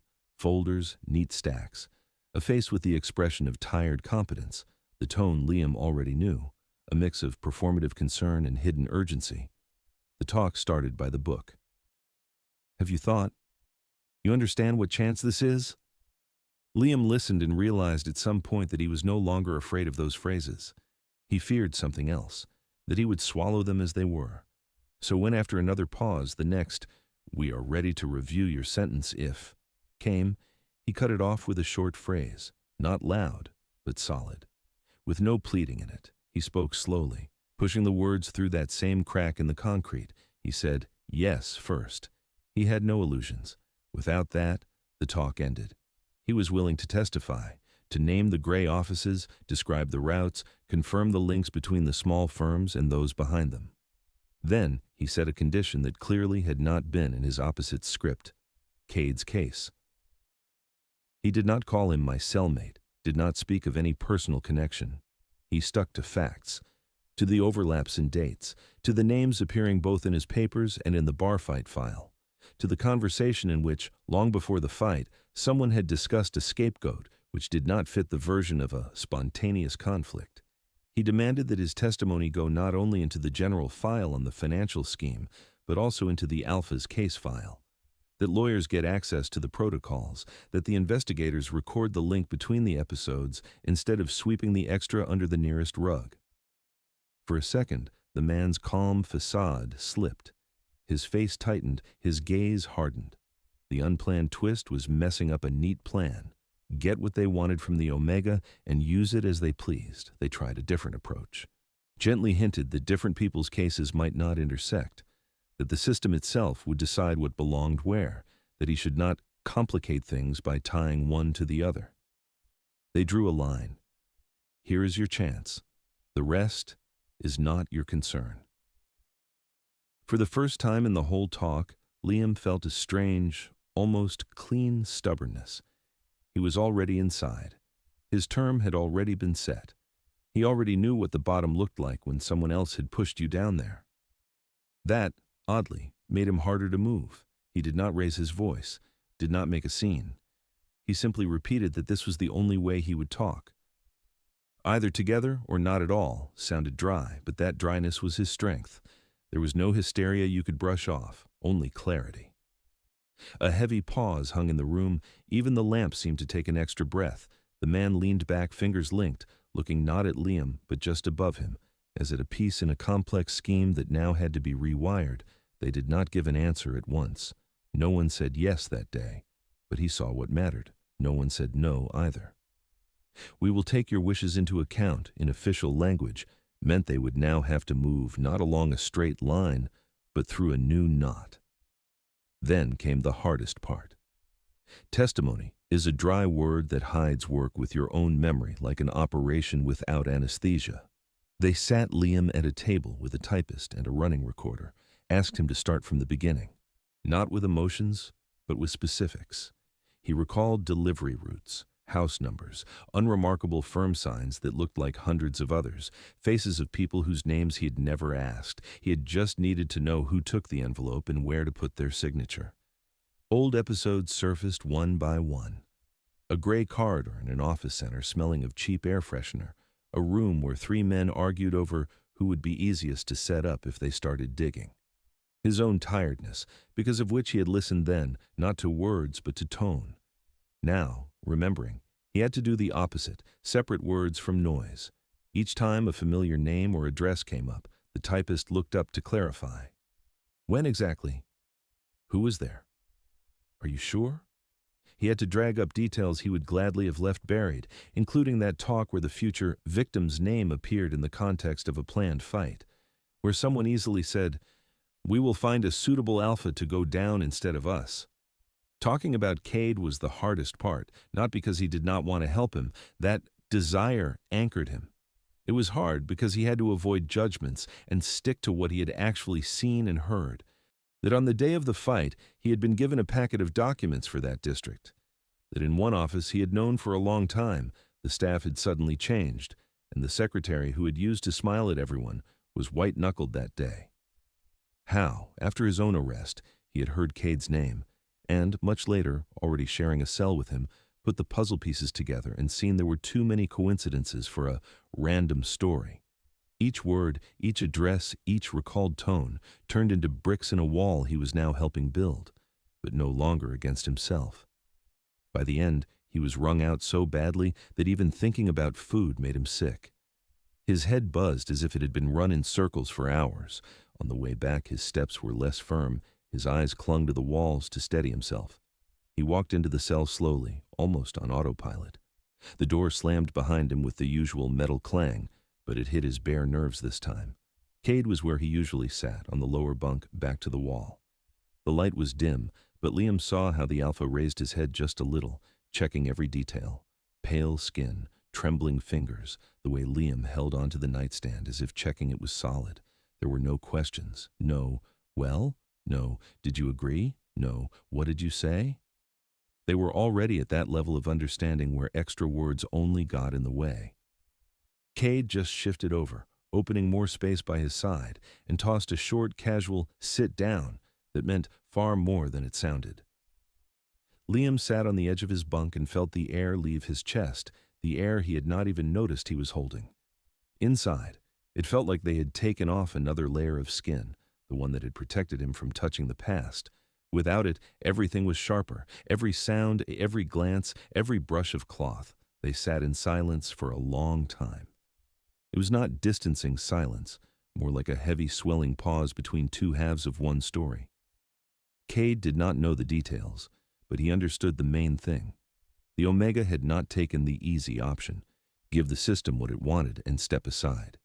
He had dragged another episode into the file, made the game messier, put into it the name of a man prison had long written into the convenient guilty column. They both knew what that step cost. The system did not like people changing its rules mid-game. The real organizers had surely already heard that one of their expendables had become a source of trouble. And the simple fact that their fates were now tied not only by the cell, but also by lines on official paper made either of them a convenient target. At the same time, that linking of fates was the first truly voluntary choice Liam had made since his arrest. Not wrapped in noble speeches, not ordered by anyone. Just the decision of someone who had once been used as a weapon against another man and now refused to repeat the scenario. That night, the prison breathed its heavy, familiar breath again. Doors slammed somewhere. Someone yelled half a sentence. The lamp above the cell door buzzed. But under this monotonous soundscape, Liam heard something else. Somewhere out there, beyond walls and floors, his words were already being turned into lines in a protocol. Those lines would eventually go into a folder, reach an attorney's desk, end up in a judge's hands. He was unlikely to change everything with them, but he could no longer stay silent as they expected him to. The price of testimony was high. It included not only the risk that his own life would be made even harder, but also the inner shift that could not be reversed. He was no longer just a victim of circumstances. He was someone who had consciously stepped into someone else's game. And that consciousness, painful and heavy, for the first time in many months, gave him a faint sense that at least a little of his life belonged to him again. The investigation did not flip reality overnight, but the processes it had launched had their own slow logic. At first, everything looked the same checks, the same head counts, the same cards with names being shuffled. Only the air in the block changed. Liam did not notice it once. At first, he just thought guards were picking less on small things. Then, standing in a corridor, he heard one of them, talking with a colleague, say Cade's number with a note of something like respect. Not friendly, not human. A cold respect that appears when a man suddenly stops being just a line in a log. Rumors traveled faster than any papers. Within days, people in the mess hall were whispering at neighboring tables. Someone outside had pulled Cade's file. A court was reviewing his sentence. An attorney had filed new motions. There was some key witness. They never named Liam, but he heard a faint echo of his own words in that talk. From time to time, an attorney came into the cell. Not the appointed one who had been thrown at the case at the last minute, but a different man. Collected, attentive, able to listen as well as ask. He brought crisp paper folders, spread them on the table, pointed out things, asked questions. In those moments, Liam became a ghost, sat on the edge of his bunk, turned away, pretended not to exist. Still, his ears picked up bits. Inconsistencies, witness statements, alternative to the original version. Every such visit was another mark on the invisible scale where a line of hope slowly crept upward. Meanwhile, everyday life in the cell went on. Wake up, head count, work or dull waiting in a dusty, sweaty room, back under the scraping bolts. Once in a while, a short exchange when they had to coordinate. Outwardly, nothing changed.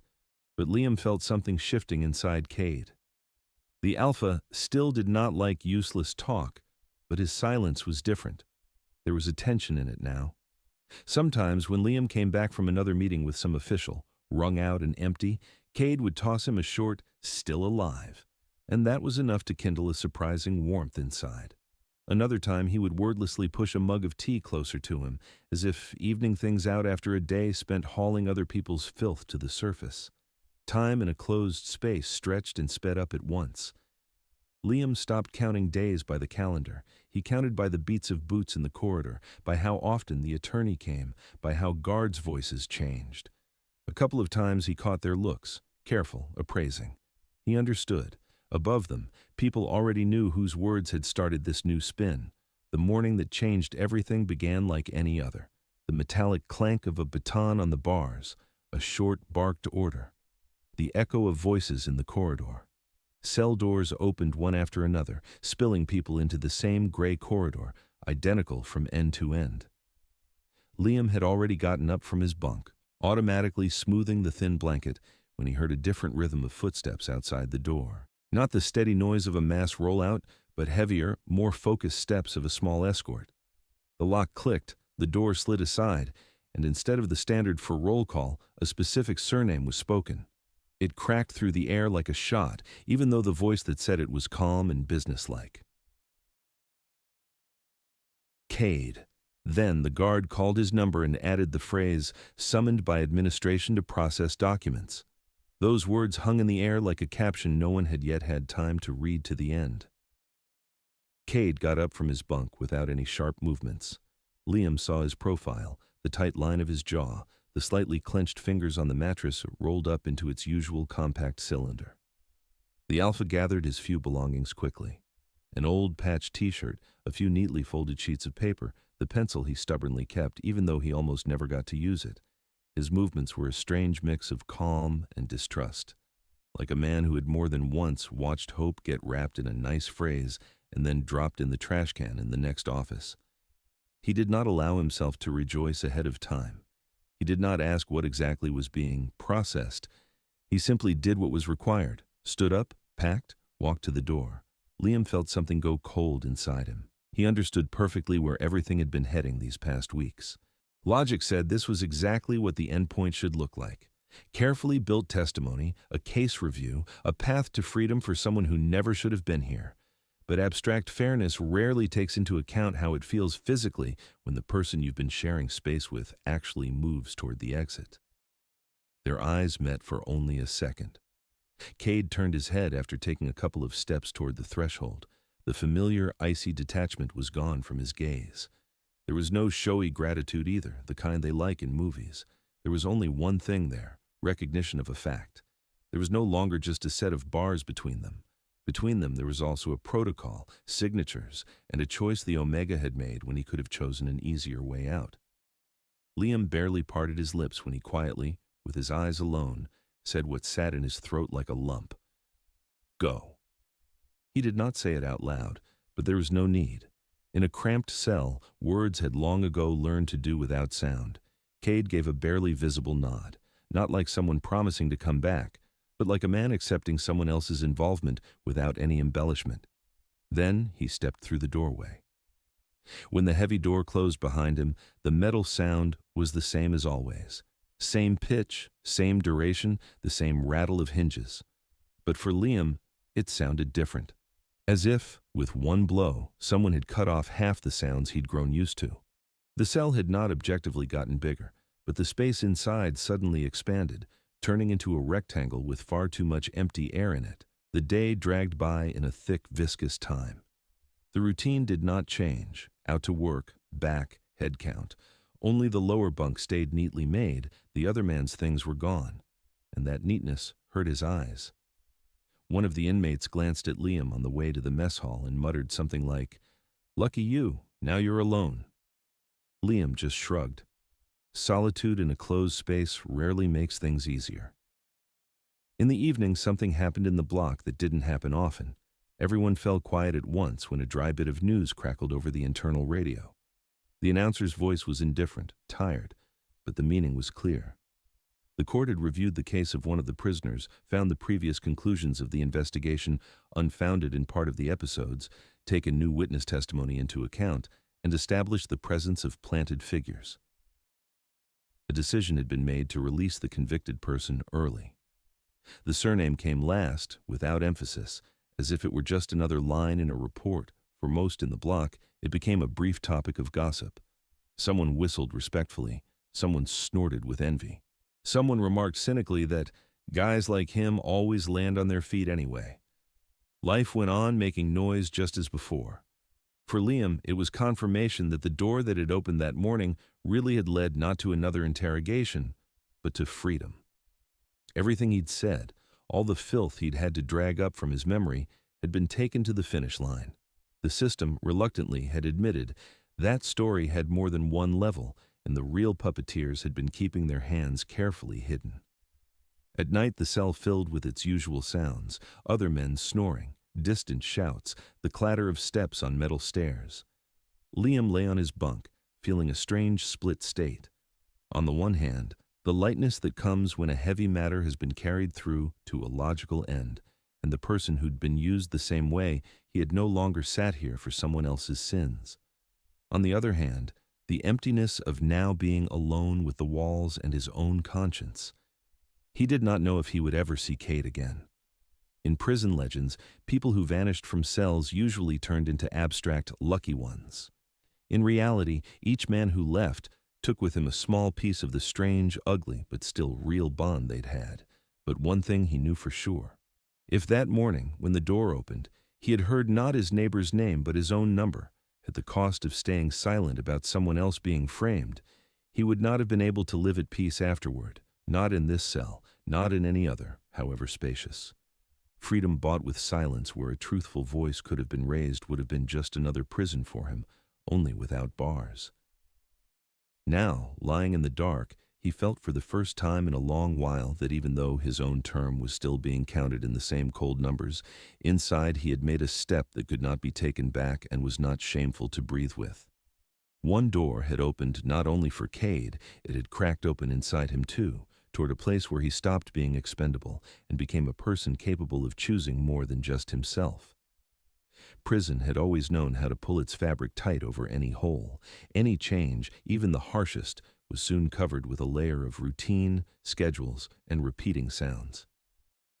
The morning after Cade left, the duty officer entered the cell as casually as he had hundreds of times before. He glanced at the top bunk, confirmed it was empty, made a note in his list, and went on down the corridor, loudly calling out names. For the system, nothing special had happened. One prisoner out, the cell became single occupancy, a number changed in the log. But for Liam, the emptiness above him was an almost physical fact he could not turn away from.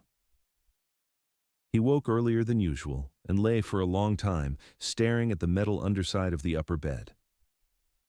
Yesterday there had been someone else's things up there, the familiar shadow of shoulders, the faint creak of springs when the Alpha turned over at night. Now there was an untouched, pristine surface instead. Order restored by the guards in a matter of minutes. They took the mattress, the blanket, checked the bolts. A bare metal frame, ready for the next man assigned to this spot. Only inside, at a level no report captured, that surface was not clean. For Liam it held the imprint of a voice, a smell, secrets, restrained gestures. Every time he lifted his head just to stretch or adjust his pillow, his eyes caught on that empty rectangle above, and something in his chest clenched like an echo. The prison schedule showed no mercy. Wake up, head count, mess hall. In the corridor, someone smirked with envy when they saw Liam walking alone without that familiar solid figure beside him. More space for you now, one inmate threw over his shoulder. Liam kept silent. There was more space, but it felt more like a hole than a privilege. People's interest in him changed its nature. Before, many in the block looked at the Omega as a potential problem. He shared a cell with that Alpha, so best not to get too close. Now that Cade was gone, the corridor neighbors' caution had not vanished, but it was different. Some looked at him with something like respect, muttering that not everyone would risk getting involved in someone else's case and frame their testimony to pull another man out.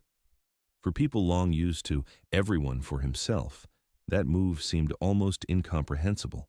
Others, on the contrary, grew more wary, especially those who still had ties to the old schemes and didn't want the past dug up. They did not come up openly, but he felt their presence.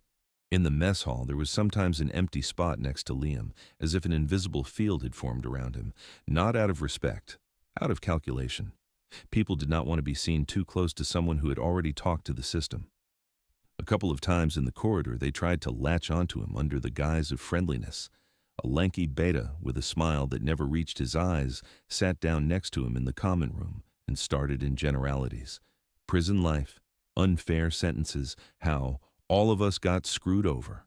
But everything he said was a little too precise, every comment carefully nudging toward one point. We have our own lines here. We can share information. It could be useful for you too. Liam listened and felt that familiar crunch. That was how they had talked in offices once, when someone offered him a little something for silence, or suggested extra questions were better forgotten. The beta's smile held no friendly interest, only a probing sting. How ready was the Omega to become someone's tool again?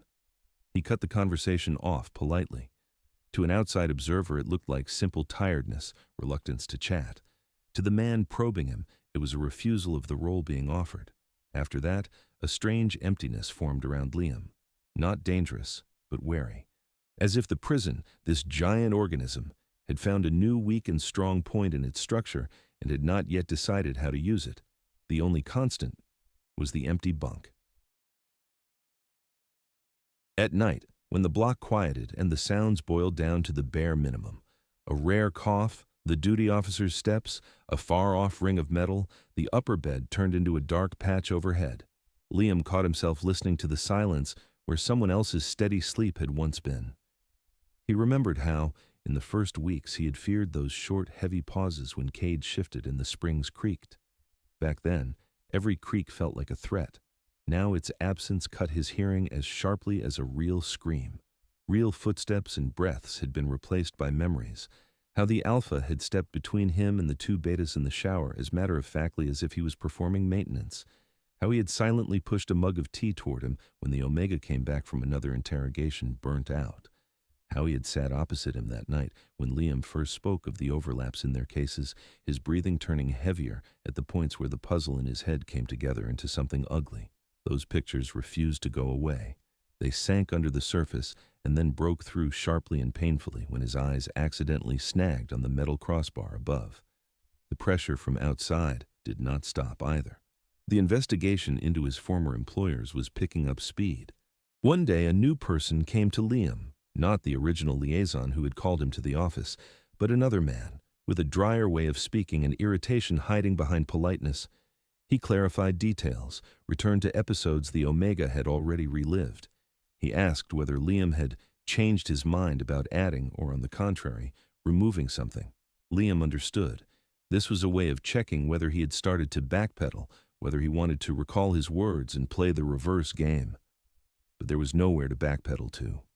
Each time he repeated the same facts again, he only grew more certain he had done everything he could and could no longer pretend not to know. At some point, they told him officially, his own sentence would be reviewed as well. The wording was impersonal. In connection with active assistance to the investigation, the provision of significant information that made it possible to uncover the activities of a group of persons. And then a list of charges that did not concern him. The figures that had once seemed carved in stone suddenly turned into something movable, dependent on many factors. At first, he did not believe it. A mind used to the idea that the coming years would stretch out in identical days was not ready to accept that the term could be shortened, not lifted, shortened. But even that felt like an open vent in a stifling room. At night, he lay again staring at the underside of the empty bunk and mentally tested the taste of the future.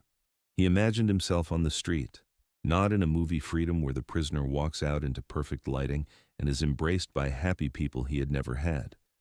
In the real one, a cheap hostel looking for work, a mark in the database that would tug questions behind it. Those scenes held little romance, but a lot of air. The chance to decide for himself when to turn off the light, when to go out for bread, when simply to walk an extra block because his legs wanted movement. And alongside that future, another man inevitably appeared in those imagined scenes, not as a savior or debtor, as a constant reference point. The thought, somewhere out there he's already breathing this air, made the freedom ahead less abstract. He did not make plans to see Kate on the outside. They came from worlds too different. Their paths might never cross again. The Alpha might move to another city, disappear from the news, start a new life without looking back. Liam did not think he had the right to expect otherwise. Everything between them had been born in conditions where any feeling was an alloy of fear, gratitude, and forced closeness. But even if their paths never crossed again, one fact remained. Somewhere beyond these walls, there was a man walking free, not because he got lucky, but because an Omega in the next cell had refused to stay silent. That fact, strangely, held him up. When someone shoved his shoulder in the corridor, when his spoon disappeared in the mess, when the chatty beta with the sticky smile tried again to hook him into sharing information, Liam held on to that feeling. His life, which had always been shuffled from hand to hand, had finally made a move of its own that could not be undone. With time, the empty bunk above acquired new meanings. In the block, they started talking about him as that Omega who pulled the Alpha out. For some it sounded like a compliment, for others like a warning. The guards became a little more careful with him, not in the sense of taking care of him, in the sense of accounting for him. There was a new precision in their voices when they called his name. It was strange. Not long ago he had been just another body to them. Now he had turned into a figure with a paper trail behind him. For Liam, all these outer changes were secondary. Something else mattered more, something hard to put into words. The inner point he stood on had stopped being slippery. Before, any pressure from the system, from fellow inmates, from his old employers, made him automatically bend, looking for a way to survive with minimal loss. Now he had a place inside that did not bend. Not because he had grown physically stronger, but because he had already gone through a choice he could have refused and still had not. The empty bunk above stopped being only a reminder of someone else's freedom. It became a kind of symbol. A place where a man had once lain whose fate they had managed to shift, and proof that even in a place like this prison, decisions sometimes had consequences bigger than they seemed. On days when the longing for the street, for city noise, for the chance just to disappear into a crowd hit especially hard, Liam lifted his eyes and whispered under his breath, as if to himself, "It wasn't for nothing." And from how calmly that phrase rang inside his own head, it became a little easier to wait for the day when it would be his own bunk that was empty. The morning began like hundreds before it. The same dull roar of wake up, the same guard's voice running down the corridor, the same heavy screech of doors. Liam sat up automatically, ran his palm over the rough sheet, and spent a few seconds staring at the metal underside of the empty upper bunk while his brain caught up with his body. Everything felt painfully familiar, as if time had looped and refused to go on. The difference came in one simple sound. In the list of names that usually rushed past him, today his own was called, not as a line in head count, but as a separate command. The guard, the same one who always spoke dryly and indifferently, hesitated for a fraction of a second, then looked straight at him and said he needed to pack his things. He did not say the word release, but it hung in the air like a strong scent impossible to miss. His belongings were shamefully few. A bundle of old clothes he wouldn't be sorry to lose. A couple of battered books that had become his only steady points in a smeared-out time. A plastic mug with a scratched bottom. A letter he had never answered because he didn't know what to write to a person who had learned by accident that there was an Omega sitting inside on someone else's case. All of it fit easily into a single soft bag. The cell where he had spent so many nights had almost not changed. It was as if it had always known everyone in it would leave one day, and only held the traces you couldn't see. He ran his fingers along the metal frame of the upper bunk, where someone else's hands had once rested. The gesture was almost childish, pointless. But in that moment a simple realization came to him. The emptiness that had long seemed a symbol of loss was now proof that doors did sometimes open. The corridor greeted him with its familiar smell of metal, sweat, and cheap cleaning fluid. He knew the way to the admin block by heart. He had walked it under escort so many times for interrogations and hearings. His steps were the same now, only there was no chain on his ankles. That absence felt stranger than the weight had ever been. Each free step sent a sharp, unfamiliar echo through his chest. The paperwork dragged, forms, signatures, stamps. They read out the conditions of his parole, listed the clauses, weaving soft threats into bureaucratic text. Report regularly, don't disappear, don't violate. Every paragraph carried an unspoken message. The system had not truly let him go. It had only loosened the leash a bit. He nodded and read carefully, not because he hoped to find a loophole, but because he no longer wanted to sign anything he didn't understand. Somewhere among the pages, a dry line flashed about his cooperation with the investigation, the importance of the information he had provided. No name Cade was written there, only phrases about other parties whose cases had been reviewed. But Liam could see the invisible letters written over the text. That night was stitched in here too. The night he had decided he would not only save himself, with every new sheet, his thoughts slipped ahead, beyond the walls. Questions with no answers yet hit him in the face in a cool official tone. Where he would sleep tonight. Whether there was work for an Omega with a record. How many people would see him as the one who snitched, and how many as the one who helped. Whether he would have enough strength not to turn back into a shadow in someone else's game. When the last signature was on the paper, they gave him a plastic card, a small envelope with a little money, and a set of standard farewell phrases spoken in a neutral voice. Only at the very end did the staffer, who had barely raised his eyes until then, unexpectedly look straight at him and quietly, almost inaudibly, add, "Watch yourself. From here on out it really is just you." It sounded rougher than any moral lecture and more honest than any wish of good luck. The prison gate, which had always seemed part of the landscape, now turned into a painfully tangible line. The metal gleamed, locks clicked, heavy doors began to move. Beyond them there was no sky and freedom like in cheap videos, but gray asphalt, a low fence, an empty parking lot, and a strip of road disappearing into the unknown. The air outside hit his lungs with unexpected breath. It was no cleaner than inside, smelled of the same city beyond the industrial zone, but the distance between the molecules was greater. Liam took a few steps, his knees trembling slightly as if he had changed gravity too abruptly. He had fully expected no one to be waiting for him outside. At best, some random taxi driver catching rides. He had planned out how he would walk to the nearest bus stop, how much public transport would cost, where he might rent a bed in a hostel. There had not been a single familiar face in that scheme. He had gotten used to the idea of walking out alone. That was why the figure standing a little aside at first seemed like part of a work crew or security. Just a silhouette in simple clothes, no uniform patches, hands in pockets. But there was something painfully familiar in the way his shoulders were set. Liam stopped almost abruptly. The world shrank to a few meters of asphalt between them. His heart picked up speed, drowning out the noise of the road. It took him a moment to let himself admit this was not a coincidence. Cade was not hiding and not pretending his path just happened to pass by the prison gate. He stood like a man who had been here a long time, simply waiting for the moment the doors would finally release the one person worth freezing in the wind for. He looked somehow unfamiliar, not because the prison uniform was gone, that Liam could have imagined. It was the change in his eyes. They still carried that calm, heavy concentration of someone used to taking a hit, but the tired fatalism that used to sit deep in them was gone. In its place, something new had seeped in, and cautious, unspoken readiness to move on. They walked toward each other without speeding up, as if afraid to scare off this fragile, shifting moment between then and now. No embraces, no theatrical scenes.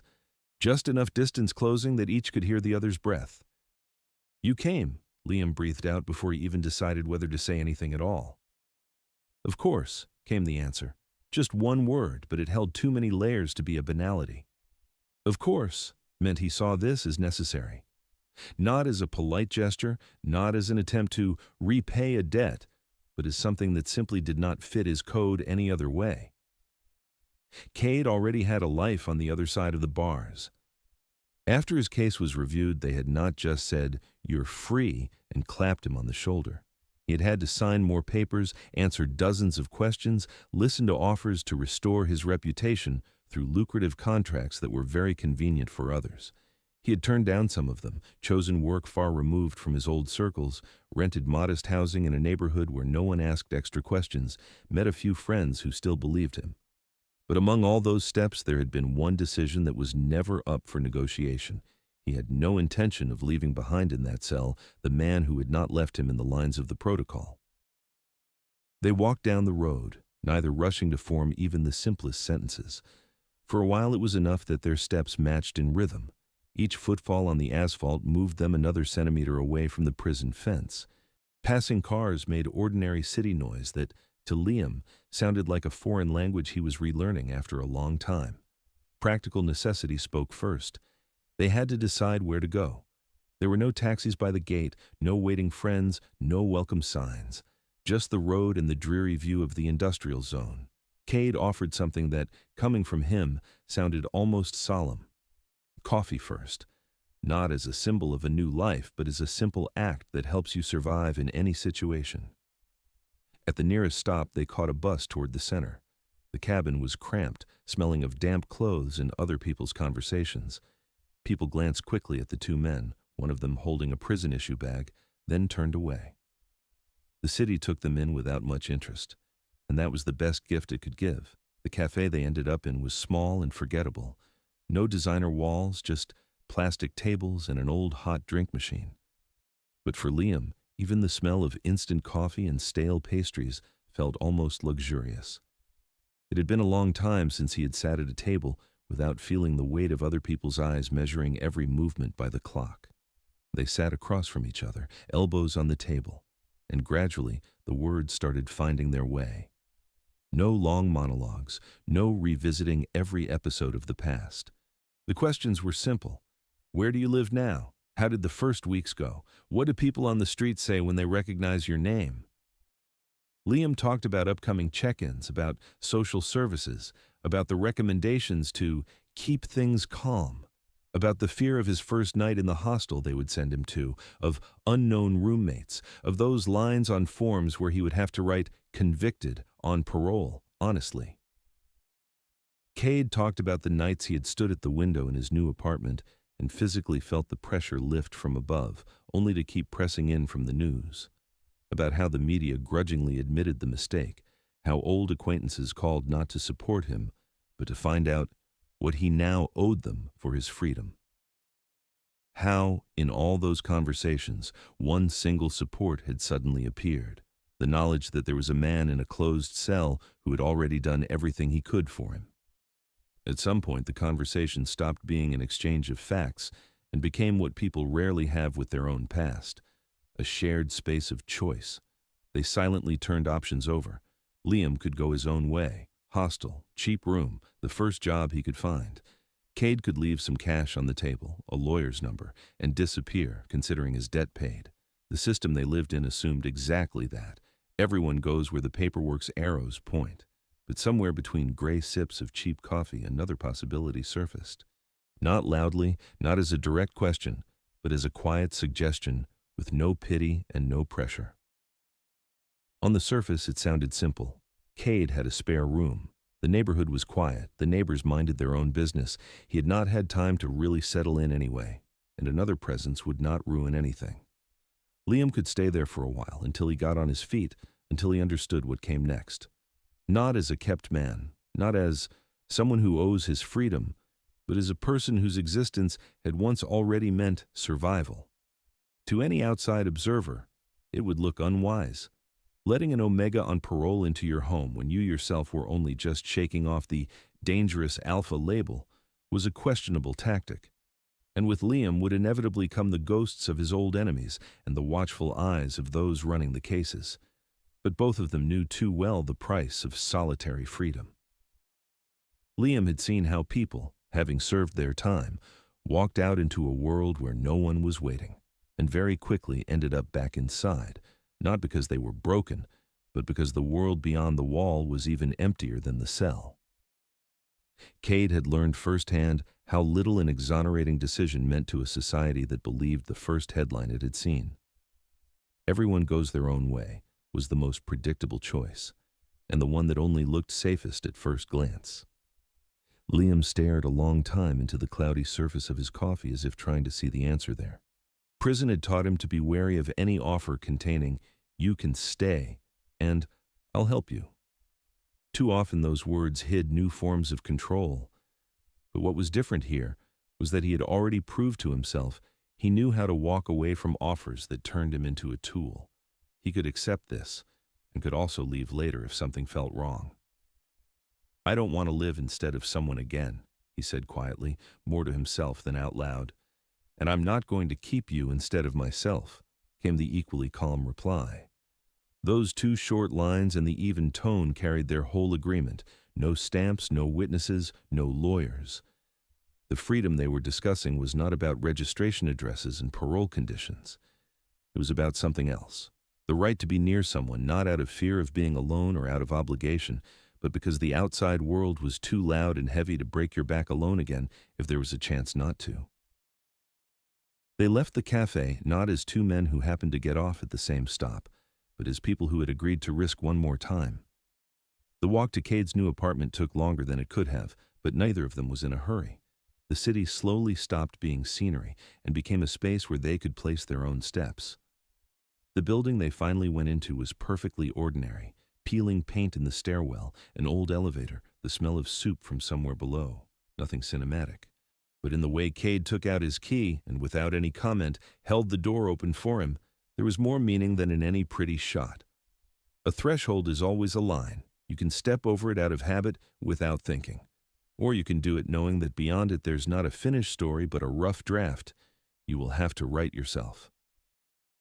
Liam stepped inside, feeling fear and a strange calm rising at the same time. Fear, because of the unknown. Calm, because this time he had not chosen it alone. Ahead of them lay countless concrete tasks: finding work without falling into new gray offices, arranging his check-in schedule so it did not chop his days into useless pieces, figuring out how to share household expenses without turning the place into a cold flat full of indifferent roommates, learning to live with the fact that the past had not gone anywhere and would sometimes knock on the door in the form of calls, letters, news. But the most important thing had already happened the moment the door that closed behind them was the building door, not a cell door.